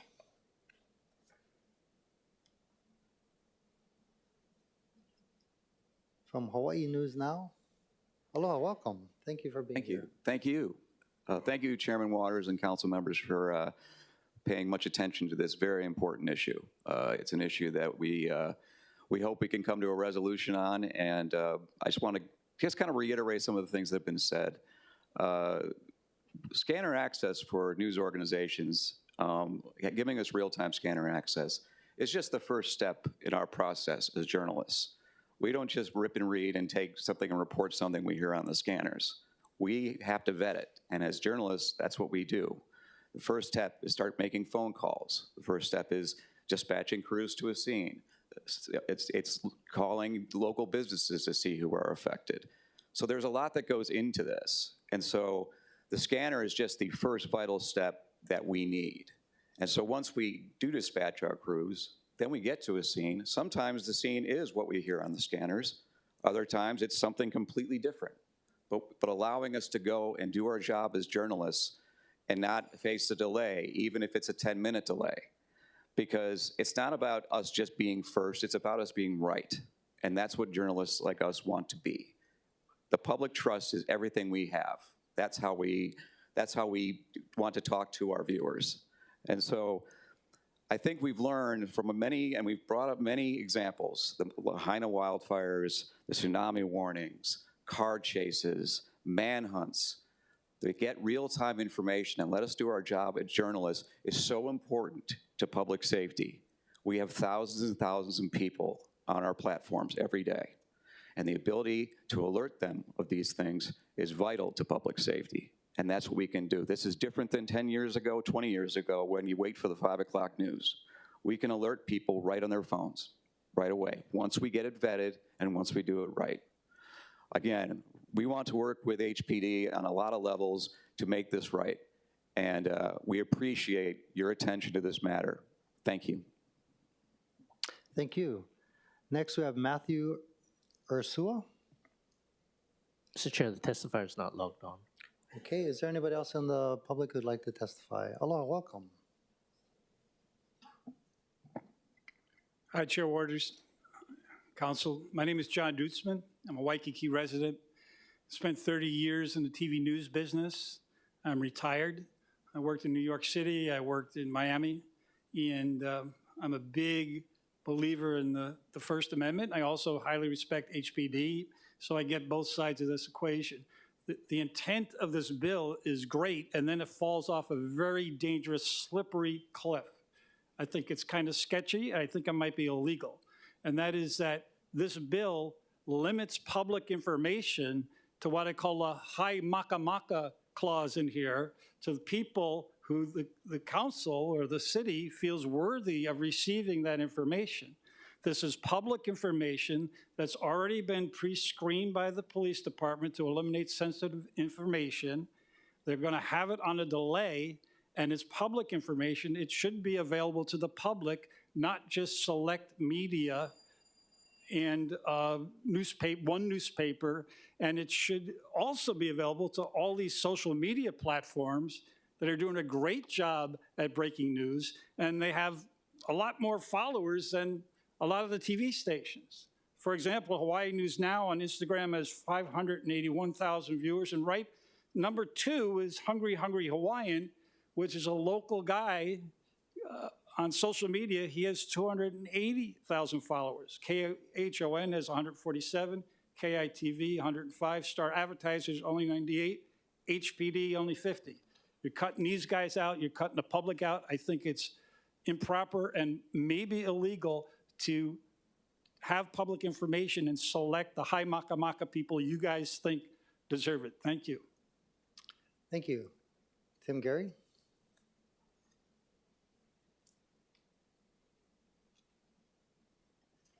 Good afternoon. I agree with John 100%. The people that Hawaii News Now are regular media, they're very, very lazy. we find out stuff 4 or 5 days before they even come on TV and say anything. And then they leave out vital facts. John's right. The young people don't watch these people. They don't read the Star Advertiser. For you to eliminate the people that they're watching or reading is indefensible. I find out all kinds of information just on the HPD webpage. I look at it every night at the arrest logs, the booking logs. The access to the public should be the same as these legacy media people. Thank you for your consideration. Thank you. Is there anybody else who'd like to testify on Bill 46? Seeing none, any discussion, members? Councilmember Okimoto. Thank you, Chair. And I want to mahalo you, Chair, and as well as the Public Safety Committee Chair, and along with Chief Vanek for working together with the media to find a compromise. I know that you've been working on this for some time. I do still, however, have some reservations with this bill, even though we have a commitment from the interim chief to release the information to the media sources. Currently, the unknown is how this legislation will be implemented by future chiefs who may choose to follow it to the letter of the law, which clearly limits release to local media outlets with a history of continuous publication or broadcasting for at least 25 years. So for this reason, I am at the same time voting with reservations, but in support with reservations. Thank you, Chair. Thank you. Any further discussion? Seeing none, roll call, Mr. Clerk. Councilmember Cordero? Aye. Councilmember Dos Santos Tam? Aye. Councilmember Kiaina? Aye. Councilmember Nishimoto?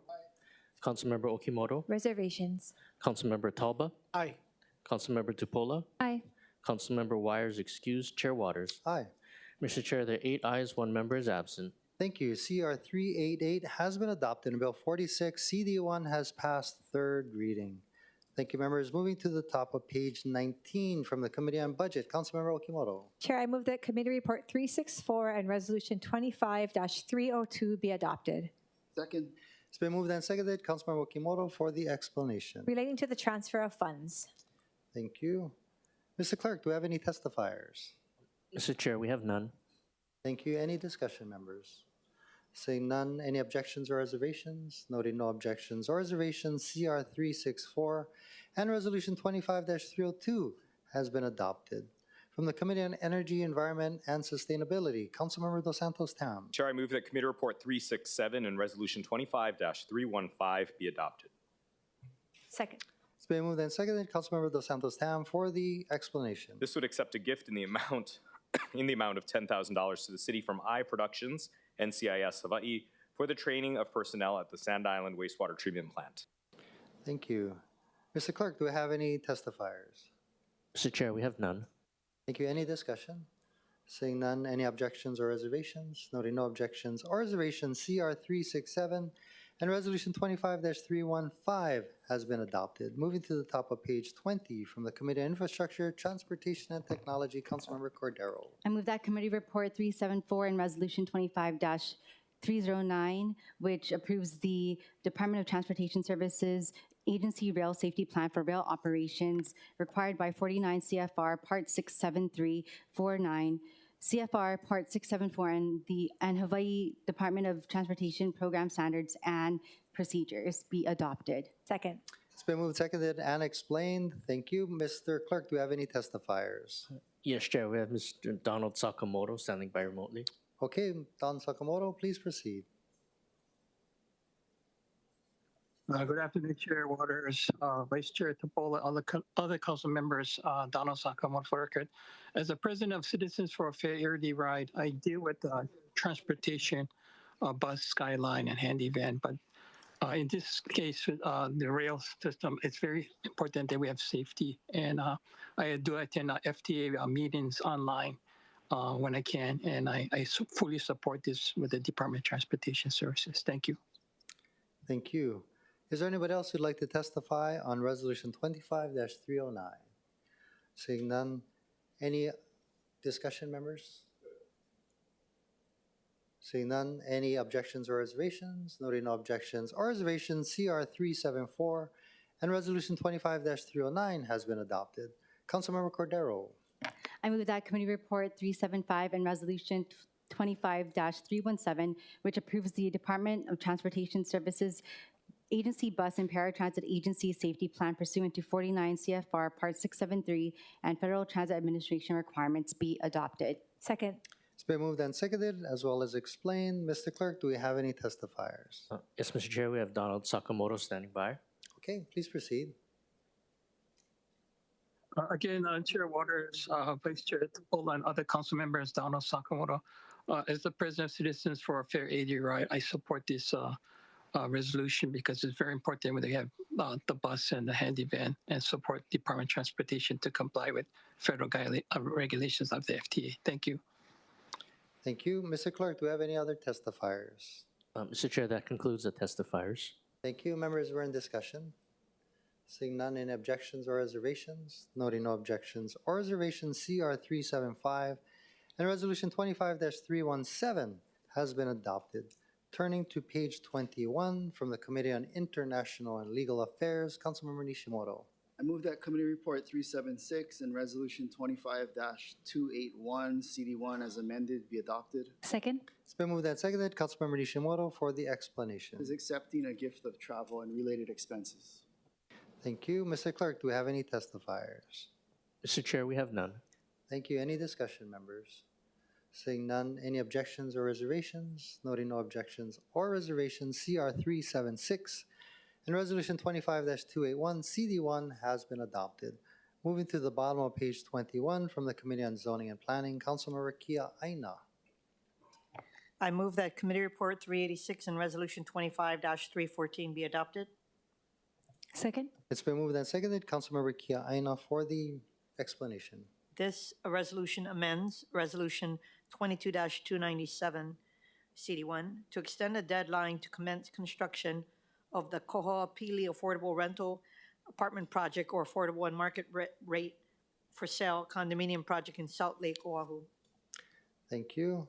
Mr. Clerk, do we have any testifiers? Mr. Chair, we have none. Thank you. Any discussion, members? Councilmember Cordero. Thank you, Chair. As this is in my district of Aliapa'akai, I do want to ensure that we find out the process of following up after an extension is granted, whether DPP does a follow-up with the applicant or if it's incumbent on the applicant to do the following up, as well as what else can be done for the property, because we want to ensure that if and when they get the funding, that they will be able to go forward full steam ahead, because we hope that this property can be utilized to the best of its ability. Thank you. Thank you. Any further discussion, members? Seeing none, any objections or reservations? Noting no objections or reservations, CR-386 and Resolution 25-314 has been adopted. Moving to page 22, from the Committee on Public Safety and the Economy, Councilmember Tolba. I move the Committee Report 391, Resolution 25-301, CD1 as amended be adopted. Second. It's been moved and seconded. Councilmember Tolba for the explanation. Affirmative support for the constitutional rights of all residents of the City and County of Honolulu. Thank you so much. We do have a number of registered testifiers. I'll just call out your names. And if you could, we'll do three at a time and you can line up to the left. Starting with Shelby Billionaire, not present. Next, Elizabeth Saldana, followed by Robert Perkinson, then Melissa Yamanaka.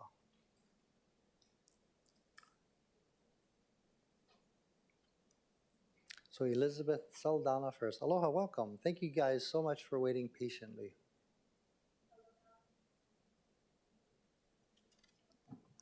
Aloha, Chairman Waters and members of City Council. My name is Elizabeth Saldana, and I'm currently attending UH Manoa, double majoring in political science and American studies. As a concerned resident living in District 5 and a granddaughter to immigrants, I am here today testifying to urge you support Resolution 25-301. I work at Kama'aina Kids, which is an after-school program called A+ at an elementary school in Kaimuki. This year, in light of our new president, I have heard and seen children not come to school because either themselves or their presidents are undocumented immigrants. These families are scared of being ripped away from their families just because they are undocumented. I truly believe none of you want to see this happen to your community. You supporting this resolution is a step in the right direction to stop this from happening. According to a report published by the American Immigration Council in 2020, Hawaii is home to 266,147 immigrants, including 45,000. I wanted to share this story with you today because as a committed council members, it is your duty to protect and help the people of Hawaii no matter what their immigration status looks like. Thank you for your time. Thank you. Next, we have Robert Perkinson, followed by Melissa Yamanaka. Aloha. Thank you for this opportunity to testify. I've been struck over the last few weeks as I've been talking to people about immigration issues, how much fear has really permeated our community. Not just people who have pending status conflicts like marriage or citizenship applications, but even people with green cards and people on like student visas with all their T's crossed and I's dotted. And there are like several people, 4, who've told me they're too afraid to testify before city council, and they had no immigration issues. That's a perilous moment for our democracy. And so I want to commend the city council, all of you who've worked really hard to find unifying, consensus-building language to kind of express our Hawaii values, to kind of reaffirm the rights of everyone in our community, to also stay clear of the immigration flashy controversies on the continent. And I think it may be true that all of our city agencies are already complying with the spirit of this resolution, but symbols and signaling our intent really matters. So I commend you for doing that. We can signal in a way that makes our community feel safe or fearful or makes them feel free, and we hope for the latter. Thank you. Thank you. Next is Melissa Yamanaka, followed by Kayla Bronco and Samantha Sato. Hi, my name is Melissa. I grew up in District 8, but now I live in District 5. I'm testifying today to emphasize an important reality that immigration status is not black and white. This is something that even I did not educate myself properly on until recently, but in Hawaii, many families include a mix of US citizens, green card holders, visa holders, DACA recipients, and individuals still navigating years-long immigration processes. Lives here do not fit neatly into categories, and neither do the people that live here. People lose status due to paperwork, delays, expired visas, or backlog courts, not because they pose a threat to the community. When we treat immigration as a simple legal or illegal issue, we ignore the complexity of the system and the humanity of the people living in it. Resolution 25-301 helps rebuild trust. It recognizes that people's lives and legal situations can often be complicated and that people in charge of our city have empathy and both compassion for the people in it. Thank you. Thank you. Next, we have Kayla Bronco, followed by Samantha Sato and Chris Keli'i Nohomoku. Aloha, welcome. Aloha, Chair Waters and council members. I am Kayla Branco and I live in District 1. I strongly urge you all to support Resolution 25-301. Like my classmate Melissa, I want to emphasize that since immigration status isn't always black and white. Many people have this idea that it is, but there are many circumstances that could affect a person's legal status. And there are many nuances in these situations that the public rarely sees.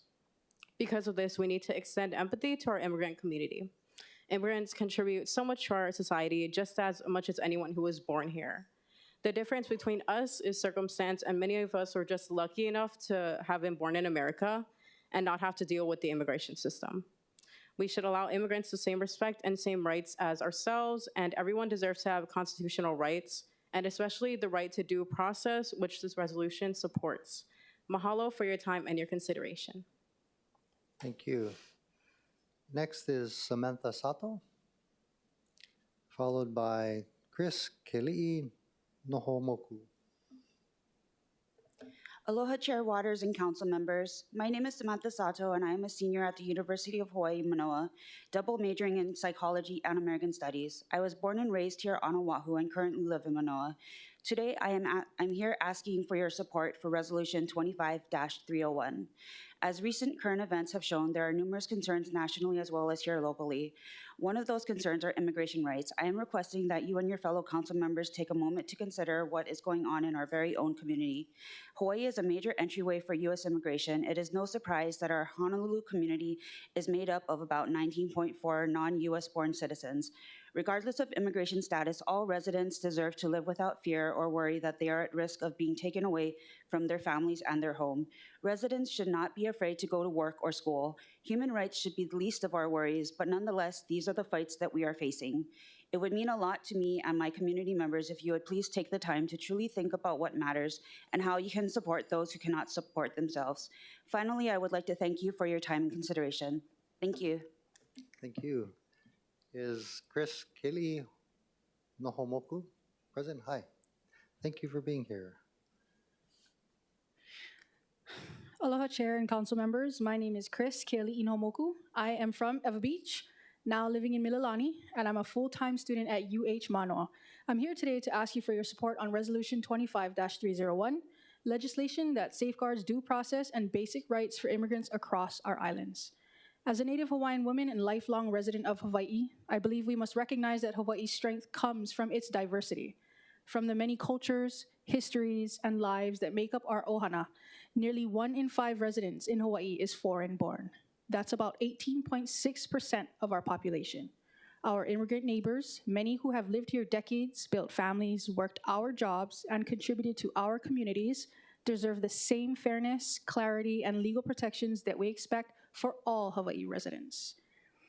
When people know their rights, when they feel safe, they are more likely to report crime, access healthcare, keep working, raise their families, attend school, and to participate fully in the life of our islands. Mahalo for your time. Thank you.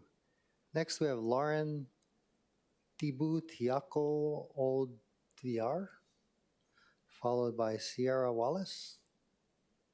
Aloha, welcome. Hello. Good afternoon, Chair and Council members. My name is Lauren Ziputiako Adviar, and I am in support of Resolution 25-301.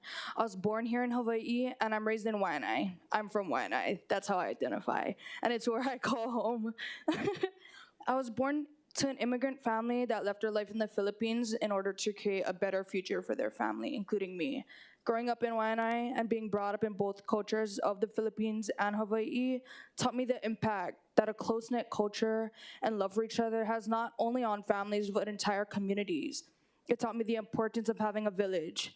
Immigration in my own family gave me a beautiful life, and it gave me the opportunities they didn't have. And maybe I wouldn't be here now in front of you all had they not left everything they knew.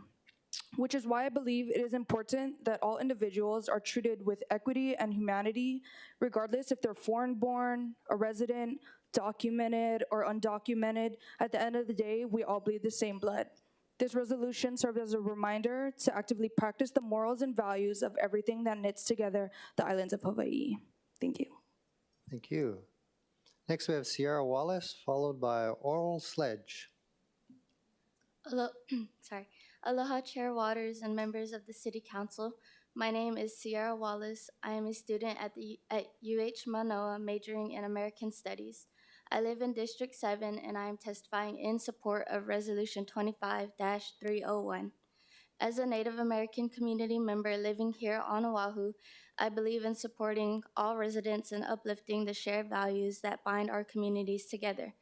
Having a strong, united community is important to me and to the well-being of everyone who calls this island home. I want our city's resources to reflect our local priorities and to support the well-being and rights of all residents. I respectfully ask you to support this resolution for the good of our community. Mahalo for the opportunity to testify. Thank you. Aloha, Mr. Sledge. Thank you for being here. Good to see you again. Aloha, Chairman Waters, esteemed council members. I am Oral Sledge, registered voter of District 2, business owner, Air Force veteran, full-time student at UH Manoa, and single parent with sole custody of a 13-year-old daughter. Please hold applause. Being the descendant of a group of people kidnapped, stripped of their culture and exploited for over 400 years does not preclude me from the empathy for those facing deportation, as empathy should be universal. There's a belief shared around the world that the spirit of aloha dominates the culture here in Hawaii. Aloha is on every license plate. This is a great and powerful claim. So the manner in which the city of Honolulu interacts with ICE will resonate around the world. Surely other municipalities will duplicate any plan that shows compliance with law as well as compassion, showing respect to those immigrants who are here seeking a better life. Let the city remain steadfast and avoid possible repercussions from being heavily associated with any errors in judgment that may constitute violations of human rights. Let aloha be the light that shines and an example to others always of what aloha really means. Let Honolulu be the example. Thank you. Thank you. Next, we have Christina Sablan, followed by Harrison Fulbright.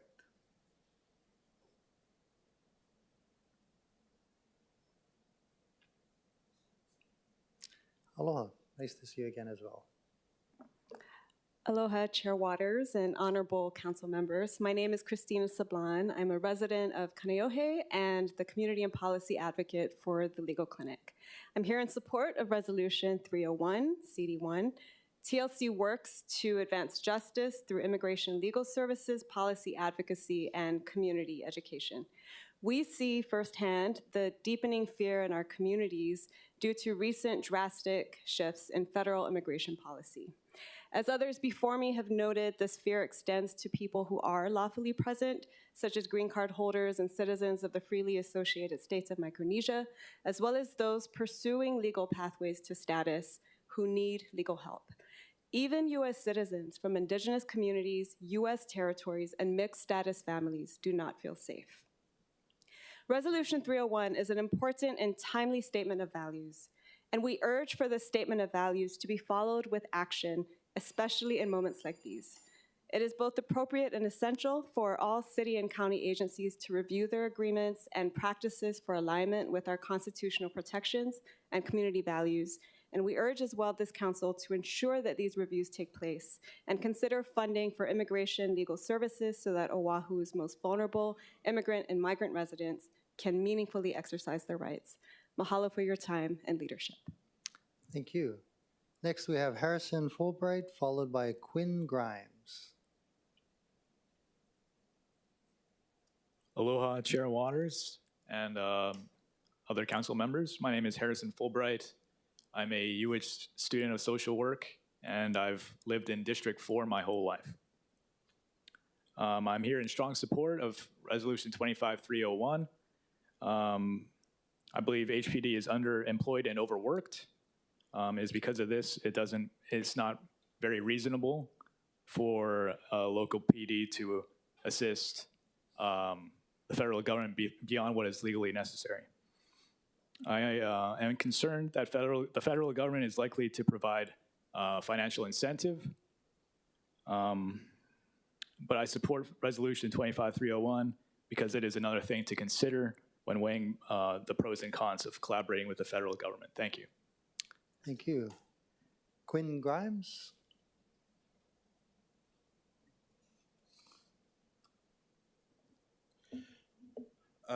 Aloha, Chair, Vice Chair, and members of the committee. My name is Quinn Grimes, and I am a resident of District 4.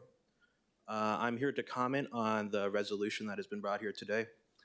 I believe that the HPD has been overworked and is low on staff. Even with the recent graduations that have happened, there's still 400 members short.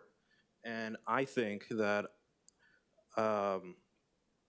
with the financial incentives given by the federal government, that they would be, if they were deputized into immigration law enforcement, that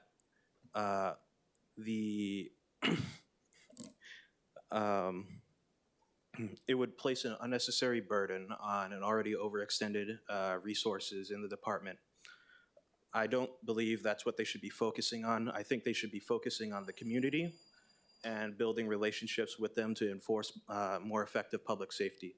Thank you for your time. Thank you. Is there anybody else who'd like to testify from the audience? Go ahead.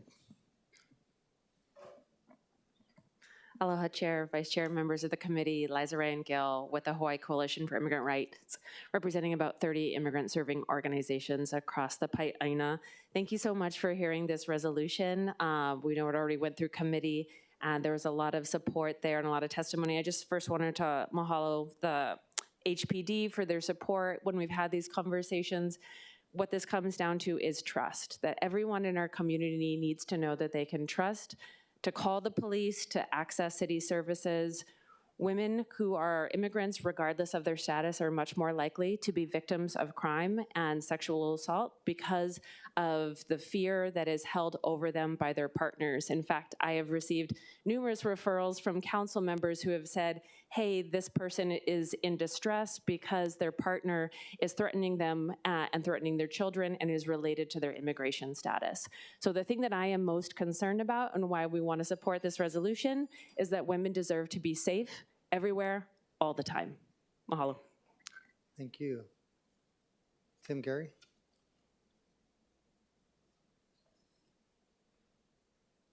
Good afternoon, Tim Gary. I support the Constitution, but I don't agree with everybody that is a migrant, whether legally or illegally, is an angel. Some are criminals. There's 350,000 migrants that the Biden administration lost and don't know where they are. Various reports from the ACLU to other reports, there's anywhere from 45 to 100,000, I'm going to use the word, illegal migrants. There's a difference between legal and illegal. My daughter-in-law is from Japan. She went through the legal process. It took a lot of money and it took a lot of time. Other people just jumped the boat, jumped the line. Whatever you want to believe as far as the numbers, that's got an effect on our society. And I'm also concerned about, I listened to the committee on this, about 75 people testified, and I'm concerned about the bubble at UH. Out of all the people that testified, not one had a contrarian view. Everybody said the exact same thing. I think that says something about our education system also.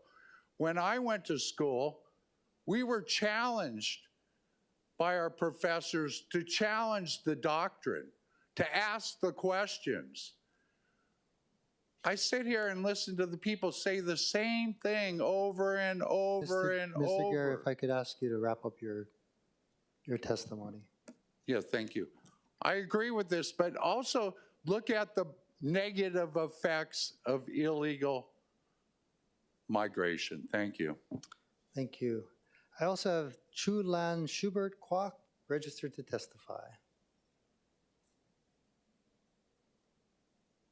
Is there anybody else in the audience who'd like to testify? Seeing none. Mr. Clerk, do we have any testifiers remotely from the Mr. Chair, we don't have any remote testifiers. However, we have Councilmember Wire with his hand up. Okay, I just wanted to thank you all for coming out to testify. It's very meaningful for you folks to participate in this, and that hasn't gone unnoticed, so thank you. Councilmember Wire, the introducer of the measure, please proceed. Mahalo, Chair, and appreciate the opportunity to participate. I would be there in person, but we had to bury my grandmother. And I understand that it's a remote meeting, so I won't be able to vote. But just wanted to ask some questions of admin and participate in the discussion when appropriate. So I can do that now, or I'll defer if you had other matters. No, we could do that now. I'm not sure who you'd ask the questions of. I know Deputy Managing Director appeared last time. Is he present? Otherwise, Corporation Counsel. Not. Corporation Counsel is present. Okay. Thank you, Chair. Sure. Hello and welcome. Can you identify yourself, please?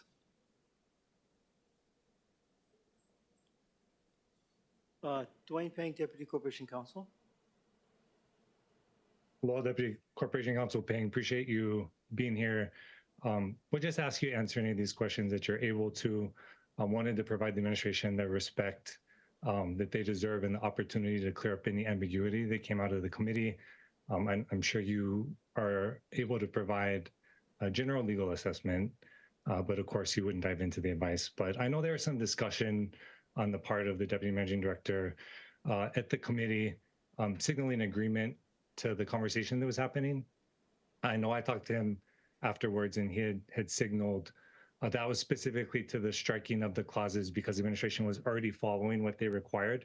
And so I just wanted to confirm that with you based on the position of the administration, specifically first, that all the rights in the resolution, including the 5th and 14th Amendment guarantee of due process, as being unambiguously recognized through the Constitution and subsequent case law for both citizens and non-citizens. Is that something you're able to confirm as the city's position? I cannot confirm the position of the Managing Director. So I had no conversation with the Managing Director. Apologize. Appreciate that. Are you able to confirm that that's the, I guess, legal reality? Well, your general statement with respect to the 14th Amendment is accurate. Okay, just wanted to clear that up because I know the discussion that happened signaled that, we support certain folks, but maybe those not so much with mixed statuses. And again, unfortunate that Managing Director, Deputy Managing Director aren't present, but at least it's good to hear from you that the Corporation Counsel would be advising the administration as much. And just wanted to maybe ask following that. Actually, Councilmember Wire, we do have the Deputy Managing Director. Would that be preferable to the Corp Counsel? That would for me, and not to put him on the spot, but really just wanted to give him the opportunity and the respect to clarify any questions. Okay, please proceed. So, Council members, Christian Jai, I'm Deputy Managing Director, and I apologize. I missed the crux of the question, Councilmember Wire.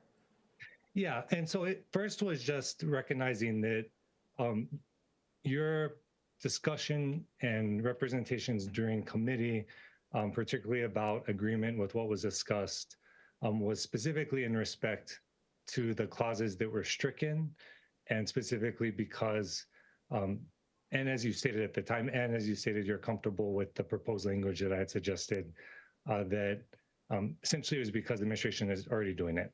Is that a fair representation of the discussion and what occurred?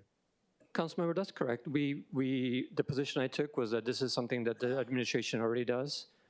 And so that was the concern that I expressed. And you offered that if the language could be that the administration continues to do what it already does, then I agree that there's no issue with that. Appreciate that. And I just have a couple questions. So, and then Corporation Counsel had already opined on the legality, but just since you're present to confirm, the administration's position would be in conformity with the U.S. Constitution and the case law that recognizes that the rights identified in the resolution, including the 5th and 14th Amendment due process rights, are provided for both citizens and non-citizens. Is that something the administration would agree with and recognize? So, Councilmember, yes, we follow all laws, and so I can confirm that. Okay. We always work in guidance with Corporation Counsel. Appreciate that. And again, just asking so we can have this all on the record for the community so there's no ambiguity. And of course, most importantly, no ambiguity for the folks that it affects. Given that the portions that were stricken in committee related specifically to city employee activity, I just wanted to confirm that that was still the administration's position, that you would continue to limit city employees to the activities defined in the charter and under, city ordinances, and protect them from being complicit in any unconstitutional or any other activities similar to that? I can confirm that administration always works in conformance with the law. I appreciate that. And I think also, just in line with some of the testimony we received, just confirmation that both citizens and non-citizens should feel safe and welcome in seeking city services without judgment. Is that something the city administration can, stand on? Councilmember, I think what you're asking is whether we serve all the members of all the communities in this island, and we do. Perfect. Extremely grateful for that. Thank you, Deputy Managing Director. And Chair, I had a few discussion points, but I didn't know if you wanted to go to questions first. No, I think we're in discussion now. Why don't you go ahead and finish up with your discussion and move on to other council members. We do have a number of pages left, so I do, if possible, limit all of us to one talking measure. So please proceed, Councilmember Wire. Of course, and I'll be brief, given that this is the only item I've participated on. And as we've gone through these questions, of course, I naturally have frustration about the specific amendments that occurred. I'm glad we could clear up any ambiguity, on the part of the administration. Was somewhat disheartened to see a subsequent resolution introduced, striking those portions from our resolution as well. But I do feel confident, the administration has at least put its position on the record in terms of protecting our community. For me, I became a prosecutor because I love the law. I want to protect our community, and I want to ensure that folks have faith and trust in our criminal justice system. Some of the testimony, highlighted the impact on domestic violence victims who disproportionately, of course, are women. And of course, being part of domestic violence prosecutor, I actually saw an impact of that directly. And of course, my family and my faith teaches me to love my neighbors myself. And I think the discussion in committee really highlighted for me the importance of just conveying that to the community and ensuring that they understand that everyone deserves to be treated with dignity and respect, regardless of their status, their immigration status. And of course, there's legal processes to go through, but just grateful for the opportunity to hear this resolution, for the support getting it out of committee. And I'm hopeful that we'll continue to navigate these challenging times as a body. So thank you again, Chair, for allowing me to participate. Mahalo. Thank you. Members, any further discussion?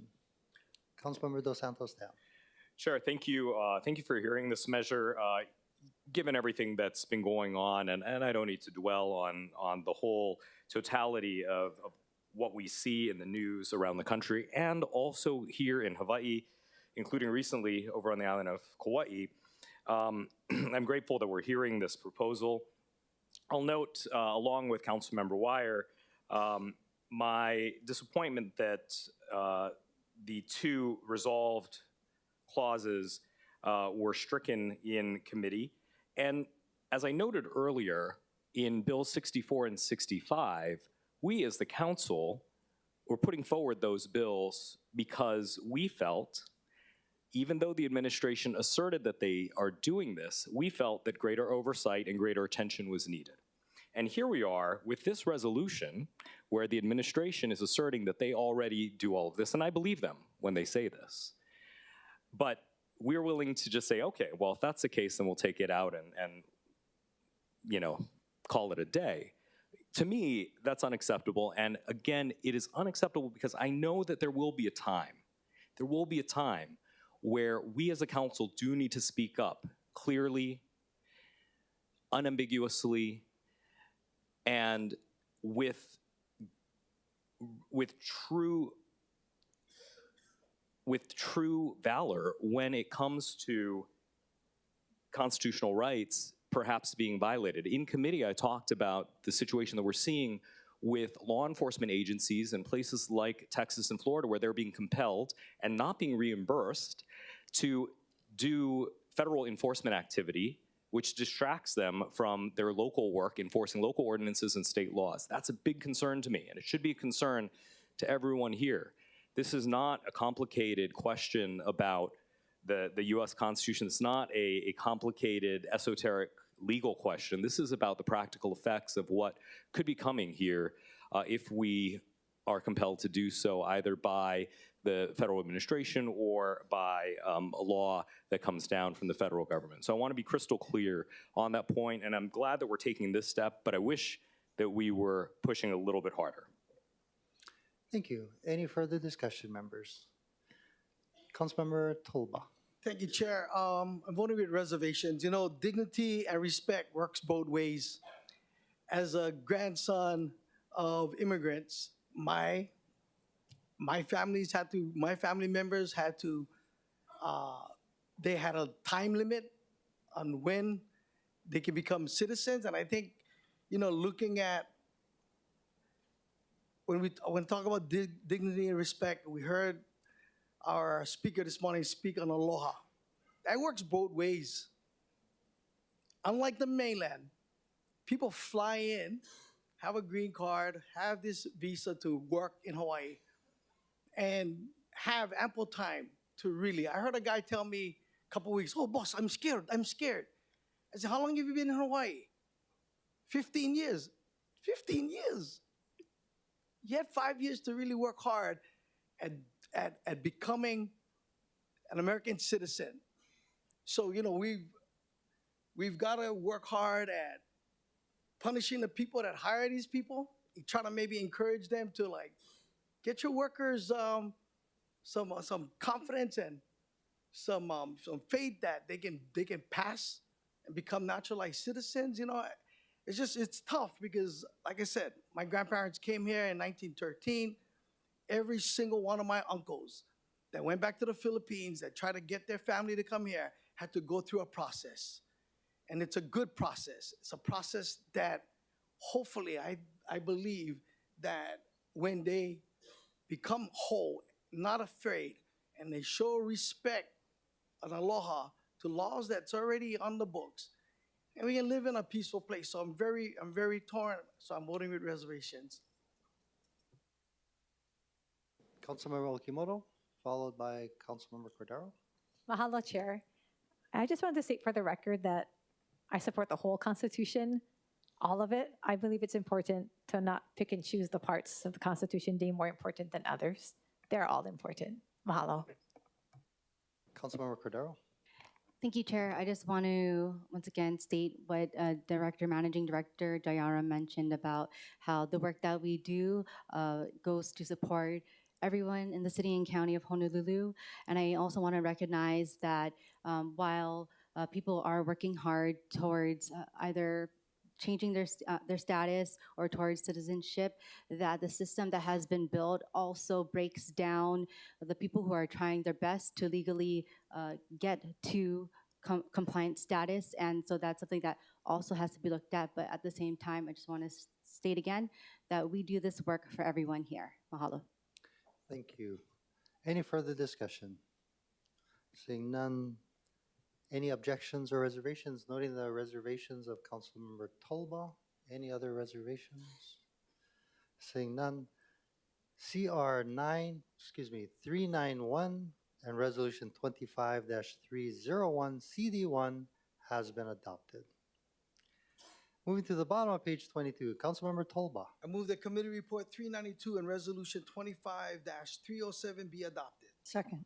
It's been moved and seconded. Councilmember Tolba for the explanation. Accepting a gift valued at $14,858.63 to the city from the Honolulu Zoological Society for a concrete coating to be applied to a zebra barn holding area, which include the back hallway and the keeper walkway. Thank you. Mr. Clerk, do we have any testifiers? Mr. Chair, we have none.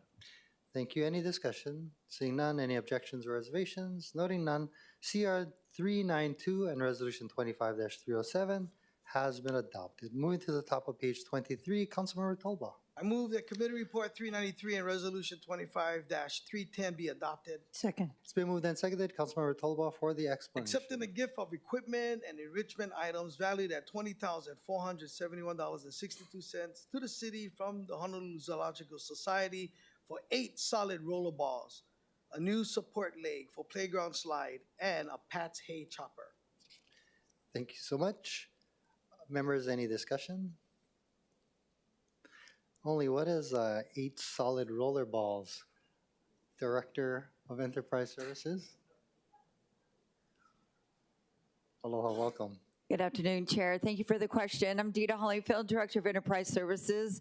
And of course, these are enrichment items for the lions and for the elephants. It's very important for their health and welfare. So we are very honored and grateful to Mary Benson and the Honolulu Zoological Society. Thank you. Thank you for being here throughout the meeting as Chair. well. Councilmember Yes, Kia'aina. I also want to know what a Pat's hay chopper is. It chops the hay for the elephants. You're welcome. And why is it so expensive? Just kidding. Thank you so much. Any further discussion? Seeing none. Any objections? Hearing none. CR-393 and Resolution 25-310 has been adopted. Councilmember Tolba. I move that Committee Report 394 and Resolution 25-311 be adopted. Second. It's been moved and seconded. Councilmember Tolba for the explanation. Accepting a gift of consulting services valued at $23,715 to the city from the Honolulu Zoological Society for McClure International Consulting to provide expertise to the Honolulu Zoo elephant staff. Thank you. Any discussion? Seeing none. Any objections? Noting none. CR-394 and Resolution 25-311 has been adopted. Turning to the top of page 24, Councilmember Tolba. I move that Committee Report 395 and Resolution 25-312 be adopted. Second. It's been moved and seconded. Councilmember Tolba for the explanation. Accepting a gift of travel and tuition valued at $3,100 to the city from the Honolulu Zoological Society for representative of the Honolulu Zoo to attend the zoo hoof stock trim program level 2 course in Columbus, Ohio from March 9 to the 11th, 2026. Thank you. Any discussion? Seeing none. Any objections? Noting none. CR-395 and Resolution 25-312 has been adopted. Moving to page 25, there is no unfinished business. New business. Vice Chair Tupola. I move that Resolution 25-318 be adopted. Second. It's been moved and seconded. Vice Chair Tupola for the explanation. Accepting a gift of 2 high-back traditional benches and 2 bronze plaques with inscriptions to read, donated by the family of Saka and Fujie Kishimori and donated by the family of Fred and Carla Dower, valued at $2,539.02 to the city from Carla Dower to be installed at Kaimana Beach Park. Thank you. Any testifiers, Mr. Clerk? Mr. Chair, we have none. Thank you. Any discussion? Seeing none. Any objections? Noting none. Resolution 25-318 has been adopted. Vice Chair Tupola. I move that Resolution 25-319 be adopted. Is there a second? Second. It's been moved and seconded. Councilmember Tupola for the explanation. Accepting a gift of a sign panel and installation valued at $3,000 from Alice Hong Suenaga Ohana for the renaming of the Pearl City District Park Pool to the Ken Suenaga Pearl City District Park Pool. Thank you. Mr. Clerk, any testifiers? Mr. Chair, we have none. Thank you. Any discussion? Councilmember Okimoto. Thank you, Chair. I just want to mahalo the Suenaga family for this generous donation, as well as the DPR team. Special shout out to Carrie for working so closely and collaboratively with myself and my team. And I look forward to the ceremony next month where we can rename the park after Ken Suenaga, who has been an instrumental part of our community in Pearl City. Thank you. Thank you. Members, any further discussion? Seeing none. Any objections? Noting none. Resolution 25-319 has been adopted. Turning to the bottom of page 26, Vice Chair Tupola. I move that Resolution 25-323 be adopted. Second. It's been moved and seconded. Vice Chair Tupola for the explanation. Accepting a gift of gift boxes and 2 tickets to the Hawaii Bowl valued at $1,112 to the city from ServPro of Kailua for its Honor of First Responder Award to be presented to selected individuals from the City Department of Emergency Services, Department of Ocean Safety, the Honolulu Fire Department, and the Honolulu Police Department. Thank you. Is there a motion to amend? I move that Resolution 25-323 be amended to the posted FD1. Is there a second? Second. Thank you. It's been moved and seconded. Vice Chair Tupola for the explanation of the amendment. Chair, the FD1 makes the amendment set forth in the written summary as posted on the agenda. Thank you. Mr. Clerk, do we have any testifiers? Mr. Chair, we have none. Thank you. Any discussion, members? Seeing none, any objections or reservations to the amendment? Noting no objections or reservations, Resolution 25-323 has been amended to the posted FD1. Any further discussion? Seeing none, any objections or reservations? Noting no objections or reservations, Resolution 25-323 FD1 has been adopted. Moving to the top of page 27, Vice Chair Tupola. I move that Resolution 25-324 be adopted. Second. It's been moved and seconded. Vice Chair Tupola for the explanation. Accepting a gift of travel and related expenses to the city valued at approximately $4,845 from German Consulate General San Francisco for Councilmember Tyler Dos Santos Tam to attend the Reviving City Centers Conference in Berlin and Frankfurt, Germany, December 7th through the 13th, 2025. It's been moved and seconded. Thank you for the explanation. Is there a motion to amend? Yes, Chair. Councilmember Dos Santos Tam. I move that Resolution 25-324 be amended to the hand-carried FD1 identified as OCS 2025-0942/12/2/2025, 11:43 a.m. Second. It's been moved and seconded. Councilmember Dos Santos Tam for the explanation of the amendment. The proposed FD1 makes the following amendments. In the title, it amends the approximate value, the dollar value from $4,845 to $3,625. It amends the fourth whereas and the be it resolved clause to make the same dollar value amendments. It replaces the documents previously attached as Exhibit A with a revised and signed Exhibit A containing the amended approximate dollar value and makes miscellaneous technical and non-substantive amendments. Thank you. Mr. Clerk, are there any testifiers? Mr. Chair, we have none. Thank you. We're in discussion, members. Hearing none, any objections or reservations to the amendment? Noting no objections or reservations, Resolution 25-324 has been amended to the hand-carried FD1. Any objections or reservations to waiving Council Rule 19G, the 48-hour notice? Seeing none, the 48-hour notice has been waived. Members, any further discussion? Seeing none, any objections or reservations? Noting none, Resolution 25-324 FD1 has been adopted. Vice Chair Tupola. I move that Resolution 25-325 be adopted. Second. It's been moved and seconded. Vice Chair Tupola for the explanation. Relating to the transfer of funds. Thank you. Mr. Clerk, do we have any testifiers? Mr. Chair, we have none. Thank you. Any discussion? Seeing none, any objections? Noting no objections, Resolution 25-325 has been adopted. Turning to page 28, Vice Chair Tupola. I move that Resolution 25-326 be adopted. Second. It's been moved and seconded. Vice Chair Tupola for the explanation. Accepting a gift of production services and fees valued at $10,000 to the city from the Royal Hawaiian Band Music Society, Friends of the Royal Hawaiian Band, and the Hawaiian Music Hall of Fame for the Kalikimaka Ho'omau Holiday Concert at the Neil S. Blaisdell Concert Hall on November 28, 2025. Thank you. Is there a motion to amend? I move that Resolution 25-326 be amended to the hand-carried FD1 as identified in OCS 2025-0945/12/2/2025, 3:20 p.m. Second. It's been moved and seconded. Vice Chair Tupola for the explanation of the amendment. The proposed FD1 makes the following amendments: amends the title of the resolution. In the fourth whereas clause that identifies the letter dated November 26, adds a reference to the additional letter dated. In the be it resolved clause, specifies that the gifts are more fully described. In the Departmental Communications 831, replaces the previously unsigned declaration of gift forms in Exhibit A with a signed declaration, makes miscellaneous technical and non-substantive amendments. Thank you so much. Mr. Clerk, do we have any testifiers? Mr. Chair, we have none. Thank you. We're in discussion. Seeing none, any objections to the motion to amend? Noting no objections, Resolution 25-326 has been amended to the hand-carried FD1. Any objections to waiving Council Rule 19G, the 48-hour notice? Seeing none, the 48-hour notice has been waived. Any further discussion? Seeing none, any objections or reservations? Noting no objections or reservations, Resolution 25-326 FD1 has been adopted. Turning to page 29, there are no items for the Committee of the Whole at this time. Any announcements, members? Councilmember Cordero. Chair, as the birthday person, I would like to wish an early happy birthday first to Council Vice Chair Tupola, whose birthday is this weekend, as well as to Councilmember Wire, as well as Councilmember Dos Santos Tam, whose birthdays are sort of at the tail end of this month as well. So happy birthday to a third of the council. Awesome. Happy birthday, everybody.